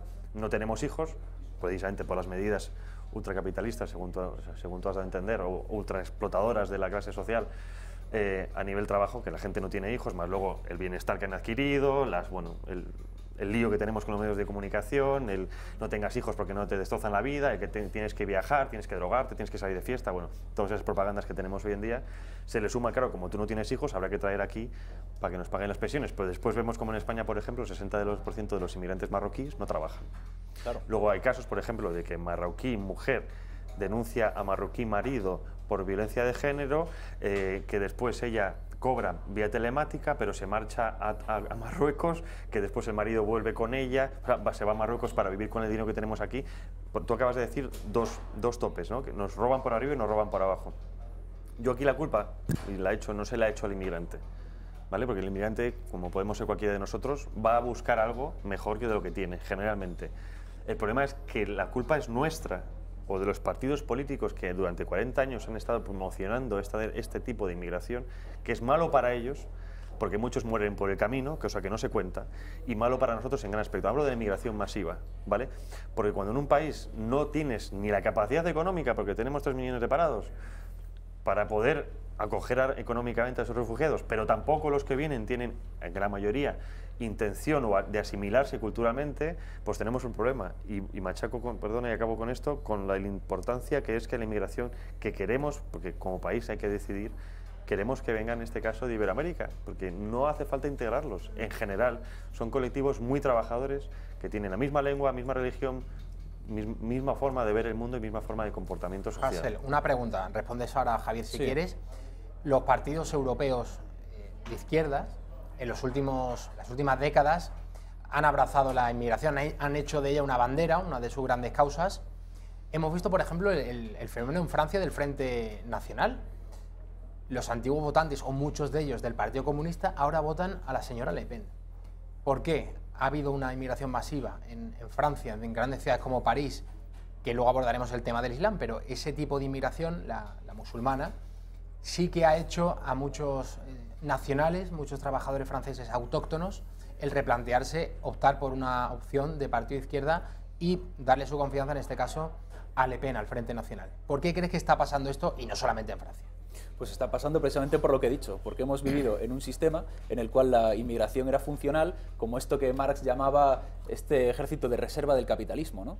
Y no es la izquierda la que tenga amor por traer inmigrantes, ha sido el sistema turbocapitalista y el sistema industrial occidental el que necesita esa mano de obra que arrojar al fuego. Los sectores de izquierda, como mucho, defenderán una integración posible o defenderán los derechos humanos. Pero pero Hasél, que defender los derechos humanos, para defenderlos de verdad, ¿no sería lo más conveniente tratar de, digo arreglar, porque tú no chascas los dedos y arreglas los países de origen, pero tratar, por ejemplo, de cortar la financiación a las mafias que trafican con esos inmigrantes ilegales? Esas ONGs que están totalmente compinchadas con esas mafias, porque vemos como a pocas millas de Marruecos, de Argelia, de Libia, saben perfectamente esas ONGs dónde están esos barcos que han lanzado al mar en unas pateras esas mafias a esas pobres personas que han pagado un dineral y que en muchas ocasiones pues naufragan y mueren en el Mediterráneo. ¿No sería mejor ir a la raíz?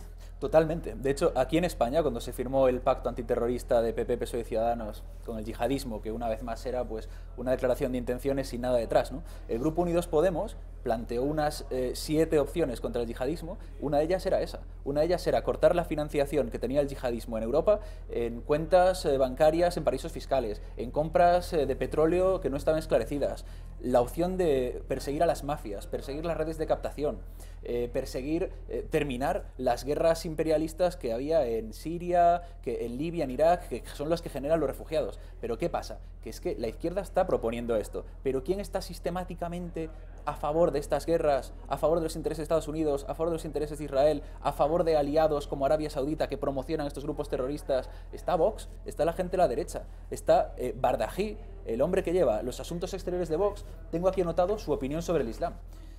Rafael Bardají hace un par de años escribió un artículo hablando sobre el Estado Islámico. Cumpliendo con el Islam rigorista que defienden los dirigentes de Estado Islámico, los negocios podían abrirse, las escuelas funcionaban y el temor a perder la vida mientras se hacía la compra desaparecía. El Estado Islámico no es un simple grupo terrorista como nos gusta decir por aquí, es un aparato generador de orden y seguridad. Y si analizan las muertes causadas por Estado Islámico, son inferiores a las causadas por la Siria de Bashar al-Assad. Esto es Vox, esto es yihadismo. Bueno, me parece muy duro que digas que eso es Vox, que eso es yihadismo, porque lo diga una persona dentro del entorno de Vox. Pues eso, como todo partido, hay diferentes versiones. Pero bueno, luego, viniendo de Podemos, que recibe dinero de quien recibe, ¿no? ¿De quién recibe? Bueno, pues ha recibido financiación por parte de Venezuela, eso lo sabes. No lo sé, ¿no? Sí, y la justicia española tampoco lo sabe, de hecho dice lo contrario. Lo que se dicen es que Vox sí recibió la financiación de Irán. Si es que lo curioso es que a ambos partidos les han financiado como los que están enfrentados en cada país, pero del otro lado contrario. Me parece muy llamativo, hablando, no es así. Como la oposición y el gobierno de ambos países financiando en otro país, en otro territorio. Además, yo creo que esto precisamente... El caso de Vox fue la oposición de Irán. La posición de Irán, pero digo que esto me quiero utilizar esto porque creo que da una buena imagen de cómo hay que mirar el mapa, ¿no? En la inmigración, en política, muchas veces creo que nos centramos solo en nivel nacional y ahí estamos cometiendo un gran error, porque como miras un poco desde arriba, ves cómo empiezan a jugar las conexiones de la geopolítica, ¿no? Tú como politólogo sobre todo sabes de eso, ¿no? Sí. Y a eso juega mucho el tema de la inmigración.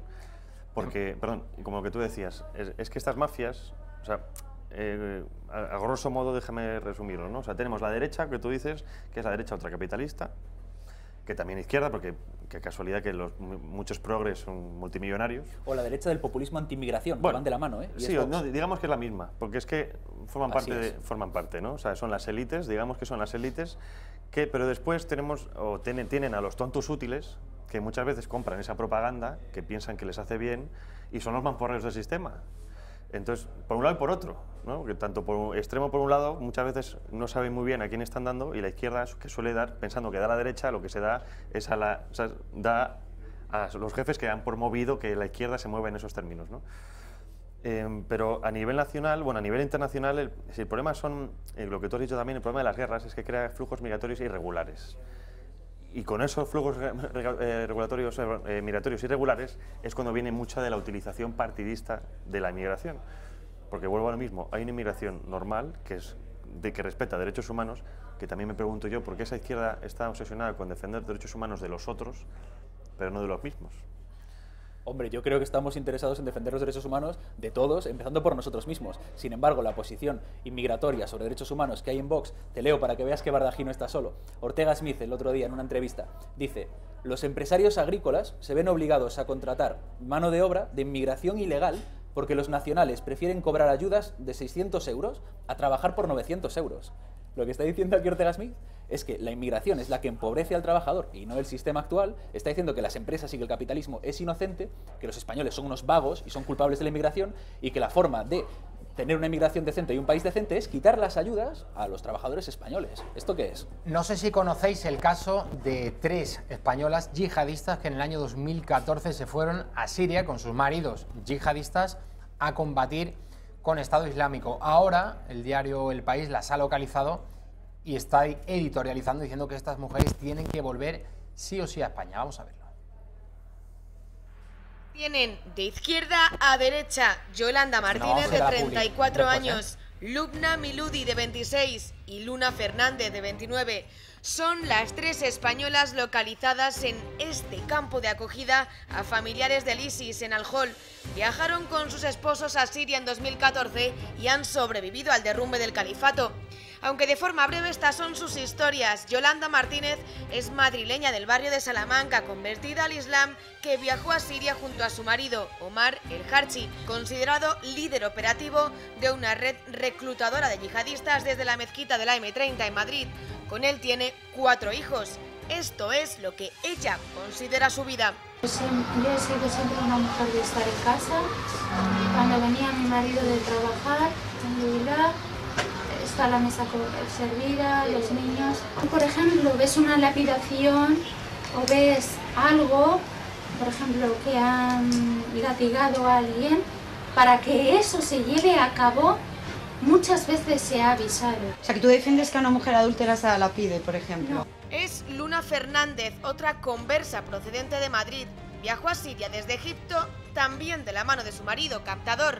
Actualmente es viuda con 4 hijos, está embarazada y se ha hecho cargo de otros 4 que, según dice, son hijos de padres marroquíes residentes en España que cayeron en un ataque al ISIS. He venido a Siria engañada, yo no sabía nada, yo iba a ir a Turquía, ¿vale? A una ciudad de Turquía, y mi marido me ha dicho que esa ciudad de Turquía es muy buena, las mujeres van con niqab como yo, porque yo entiendo que esto es una guerra, ¿sabes?, entre hombre y hombre. Las mujeres y los niños no se tienen que mezclar, los niños y nosotras no hacemos nada. Lubna Miludi, la tercera española ceutí que se desplazó hace 5 años por su cuenta, aunque ha dicho que tiene 40 años, que no tiene estudios y fue engañada por su marido para ir a Siria. Lo cierto es que tiene 26, pertenece a una familia acomodada, estudió para ser profesora y es la única que se marchó sola. Allí se casó con un yihadista francés, tiene 3 hijos. Hacer dua para que Allah haga un camino para nosotros, para salimos de aquí. España estudia ahora qué hacer con estas 3 mujeres. Según fuentes del Ministerio del Interior, hablan de una posible repatriación. O sea, si realmente la ley de España juzga con claridad, ¿por qué voy a estar en la prisión? Es imposible estar en la prisión. Para una mujer que ha estado en su casa, cuidando a sus hijos. En total, 27 mujeres partieron desde España a hacer la yihad, aunque no todas son españolas o tienen la nacionalidad. Pues españolas islamizadas. Nos vamos a ir a la publicidad, volvemos enseguida y continuamos el debate sobre la islamización de Europa. Y luego también veremos, por último, todo esto, este mundillo de las encuestas, esta fiebre de la demoscopia, si se están realizando estas encuestas para inducir el voto o para pulsar verdaderamente cuál es la opinión de los españoles. Volvemos enseguida. Vivimos tiempos de incertidumbre, de vicisitud, pero también en esos momentos difíciles aparecen visiones positivas, visiones importantes. Por ejemplo, nuestro reencuentro con nuestras señas de identidad, con nuestro pasado, con nuestra cultura, con nuestra historia. ¿Qué mejor forma de entrar en contacto con ello que conocer nuestras constituciones? Ahora le ofrecemos en Intereconomía una colección con los 7 textos de nuestras 7 constituciones que alumbraron el siglo XIX y el XX, más un texto explicativo que componen un bello regalo editado estupendamente que les va a entusiasmar. Si tienen la oportunidad, no dejen de hacerse con una copia, yo la tengo y vale la pena. ¿Cómo hacerse con este paquete de las constituciones españolas? Pues muy fácil. El paquete cuesta 99 euritos de nada y los gastos de envío aparte. 5 euritos más si es un envío a la península, 10 euritos más si es a Baleares y Canarias, Ceuta y Melilla pues requieren 15 euros más de impulso. Y recibirán el paquete en 48 horas cómodamente en su domicilio, donde tendrán que pagarlo contra reembolso, como se hacía antes, con dinerito en metálico. ¿Cómo enrolarse para tener estas magníficas constituciones españolas? Pues lo más fácil es el teléfono. Miren, tienen que llamar a ese teléfono que aparece aquí debajo, 91 616 2464, y ahí les pedirán los datos y lo más fácil. ¿Que lo quieren hacer por correo electrónico? Pues es bastante fácil también. club@intereconomia.eu y ahí consignan el nombre, la dirección con el distrito postal, no se les vaya a olvidar, un móvil de contacto por subir alguna cosa que necesitáramos aclarar y ya, y eso queda encargado y a disfrutar de las constituciones. Aprovechen esta oferta.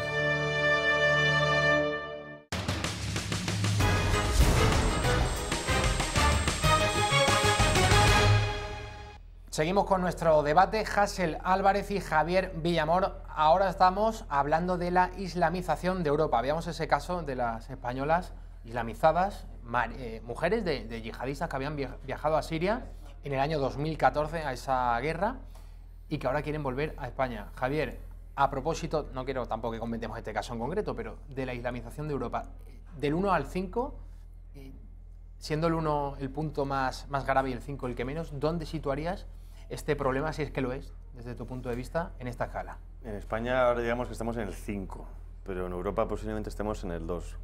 Y me explico. Estadísticamente, por natalidad, las parejas musulmanas, las madres musulmanas, tienen de media 3 o 4 hijos más que ahora mismo la mujer española.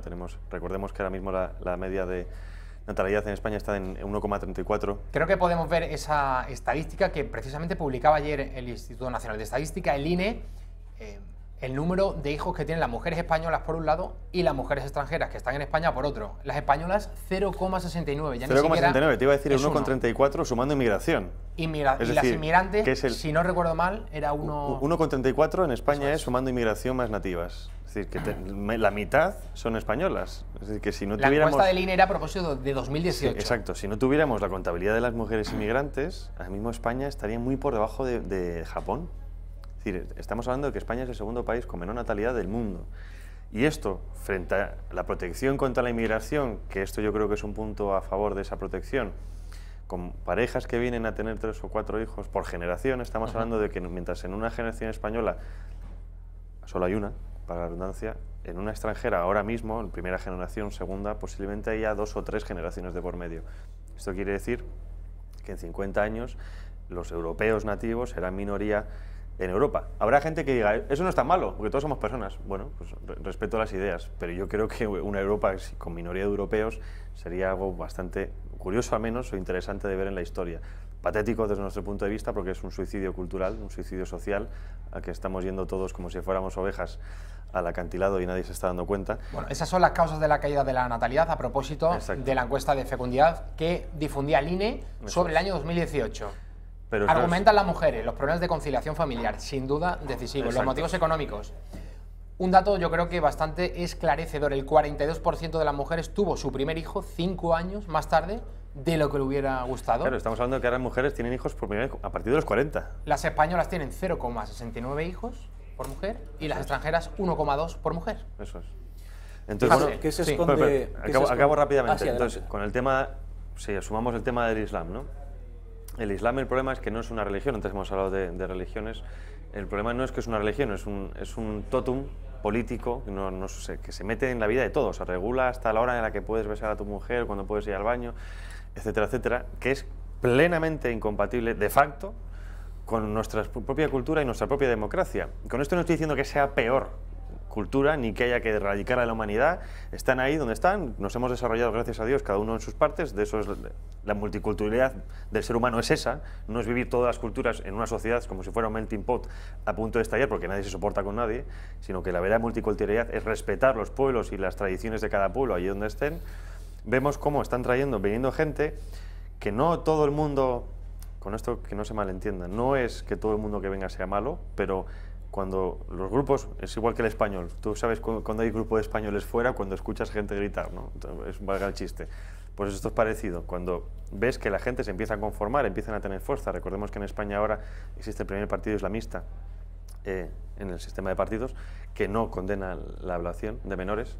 Este partido entiendo que es el Vox de Bardají. No lo sé, pero... No, te lo digo porque este Islam del que habláis, tan radical, no es el Islam que existe. Es un Islam que igual es de vuestros amigos, porque realmente Israel y Estados Unidos, que dictan la geopolítica de Vox, se han encargado de cargarse todos los países árabes laicos que había en la zona, creando que la única alternativa sea el yihadismo que menciona... de Siria a Vox, porque Vox no estaba ni pintando ni con cola. ¿Cómo que no? El mismo Bardají era asesor del grupo G de geopolítica americana. Pero Bardají, que sea un miembro de Vox no significa que sea Vox como partido, porque no existía ese partido. Entonces no achaques algo a un partido que no se le puede achacar. Se le puede achacar muchas cosas, pero yo creo que eso no se le puede achacar, sobre todo porque, bueno, no es justo para los miembros que están ahí y sobre todo tampoco es justo para la gente que estaba siendo bombardeada, porque también y la izquierda, cuando hay que apoyar otro bombardeo, se bombardea el apoyo, o sea, el apoyo se apoya el bombardeo y no hay ningún problema. Lo que hablo es de mezcla de culturas y de lo que es un interés como sociedad de cara al futuro. No es lo mismo un interés de una sociedad islámica que de una sociedad occidental cristiana. Y no, con esto no estoy insultando a nadie. Lo que estoy diciendo es que ojo a los que ahora parecen corderitos, porque se les conoce, y les conocemos bien, que pasa, nos hemos estado pegando 8 siglos con ellos. El cordero no es tan cordero siempre, y porque ahora son minoría, pero espera que sea mayoría. El gran libro de Hulebeck, hablemos ¿no? entonces, sí, en el que pasa su misión. Hablemos entonces mañana cuando por democracia, de una Europa cristiana. ¿Qué pasa cuando por democracia? Una Europa cristiana. ¿Qué pasa cuando por democracia el Islam gane las urnas? Eso es algo que no tenemos en cuenta. Hablemos de democracia también, conceptos muy interesantes. Hablemos de democracia, hablemos de una Europa cristiana. Una Europa cristiana es, por ejemplo, la que señala el Papa cuando condena estas guerras, cuando habla contra la ley de la usura, cuando habla del ecologismo. Un Papa que, por ejemplo, el otro día... Déjame hablar, por favor. No, perfecto, me parece perfecto. Déjame hablar un poco, por favor. El otro día... ¿A ti te parecerá perfecto, a tu partido no? El otro día Vox... Déjame hablar, por favor. El otro día... No me interrumpas. Tiene la palabra Hasél, vamos. Yo no te he interrumpido. El otro día, el propio Abascal de Vox se refería con una fórmula muy graciosa al Papa, le llamaba el ciudadano Bergoglio, para desmarcarse de él como hacía Alberto Garzón con el rey, el ciudadano Felipe, ¿no? La misma fórmula, porque ellos no proponéis una Europa cristiana, proponéis una Europa anglosionista, protestante quizás, laica, capitalista, en el sentido de que no hay el pozo cristiano de la xenía, de la atención al extranjero, de la tolerancia, del diálogo de civilizaciones. Eso no lo vemos ahí, vemos un discurso occidentalista.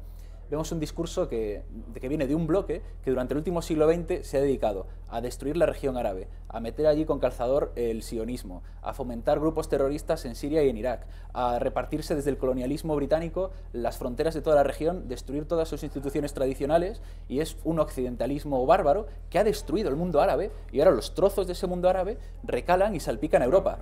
Pero este discurso occidentalista no es, déjame terminar, no es la defensa de Occidente, es... El discurso, no señores, que han destruido el mundo y que van a destruir Occidente. Pero es que ese problema está generado por los mismos que ahora se quejan de cuáles son las consecuencias y han generado las causas. Bien. Y son los mismos que hablan mucho de imponer la imposición de la ley de la Sharia y no hablan de la imposición de la ley de la usura, que es la que sí que está a nivel 1 de peligro en toda Europa. Bien, y la Europa cristiana lucharía contra eso. A ver, muy rápido porque quiero dar paso al siguiente tema. El cristianismo también condena, por ejemplo, el liberalismo, cosa que los muchos liberales... Vale. Pero lo que tú acabas de decir es un argumento muy falaz desde el punto de vista izquierda, en la leyenda negra de Occidente, de lo que los blancos somos los malos. Pero es que quizá la leyenda negra es vuestra también. Quizá nosotros hayamos ahora, digo nosotros, que tú también estás incluido. Cuando habláis de Al-Ándalus es leyenda negra. Tú también, bueno. Y cuando habláis de la Segunda República y del régimen del 78. También entonces también es odiar España, la conquista musulmana de todo el norte de África, eso también supongo que se llama falacia, también será falacia la conquista del imperio mogol, también será falacia la conquista de todos los imperios, es decir, persa, etcétera, etcétera. Es decir, la historia, lo que no se puede, voy rápido, lo que no puedes achacar a una cultura es la que han hecho todo el mundo. La que ha hecho todo es la historia del ser humano. Y deja de asociarme a Vox, o que Vox parte de unas, porque entonces también podría decir con Podemos y con la financiación de sus amigos venezolanos. Que no es cierta. Bueno, campos de terroristas musulmanes en Isla Margarita, en Venezuela. Con eso te digo para que lo invites a investigar. Nos queda muy poco, pero me gustaría que dieseis la opinión sobre las encuestas que se están publicando. No vamos a hablar de la del CIS, ya ayer toda España hablaba de esa encuesta, ese estudio publicado por el señor José Félix Tezanos. Quiero que veamos el estudio y no la encuesta de Francisco, lo entrevistamos ayer, politólogo, Francisco Carrera, efectivamente, que es colaborador de Libertad Digital. ¿Qué os parece esta distribución de escaños? El PP más votado, 86, 81 PSOE, Vox 70 diputados, Ciudadanos 50 y Unidos Podemos 32. Es decir, la suma de PP más Vox más Ciudadanos de sobra daría para la mayoría absoluta. Me sorprende mucho lo del Partido Popular. Yo creo que va a tener menos que eso. Partido Socialista, me sorprende también todas las encuestas que le dan 130 y pico. Yo creo que está en torno... No creo que tampoco baje a lo que tuvo el anterior, ¿eh? Se mantendrá en tuvo 84, 85, 84. Por ahí. Pongamos que igual gana también años. Alguno más, de gente de Podemos que se vaya a un partido con más cabeza de sentido de Estado, que es el Partido Socialista, y también irán muchos a gente a Vox y a Ciudadanos, ¿no? Porque yo creo que también el voto de Podemos en su momento era gente desencantada con el sistema que atrajo a gente transversalmente, ¿no? Desde gente patriota españoles hasta gente más de izquierdas centrales o más de izquierdas liberales como Hasél, Ciudadanos. que no nos va a dar tiempo. Hasél, ¿qué te parece esta encuesta? Pues confirmaría... Bueno, ya sabemos que la única encuesta que vale serán las de las elecciones y que estos patrones de conducta que muchas veces nos meten los medios es más bien una intención de deseo de condicionar al electorado que la realidad. Esta responde una vez más al mismo condicionamiento que se nos vende, de que el espacio del cambio va a caer, de que Vox va a arrasar, de que Ciudadanos se consolida y de que el bipartidismo no puede ser desplazado del primer puesto, ¿no? Y esto ya lo veremos, esto lo decidirán los españoles. Hasél Álvarez, muchísimas gracias. Javier Villamor. A vosotros, como siempre.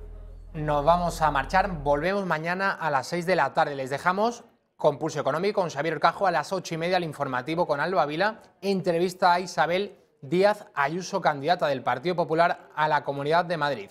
Recuerden, si están hartos de la corrección política, este es su programa. Hasta mañana.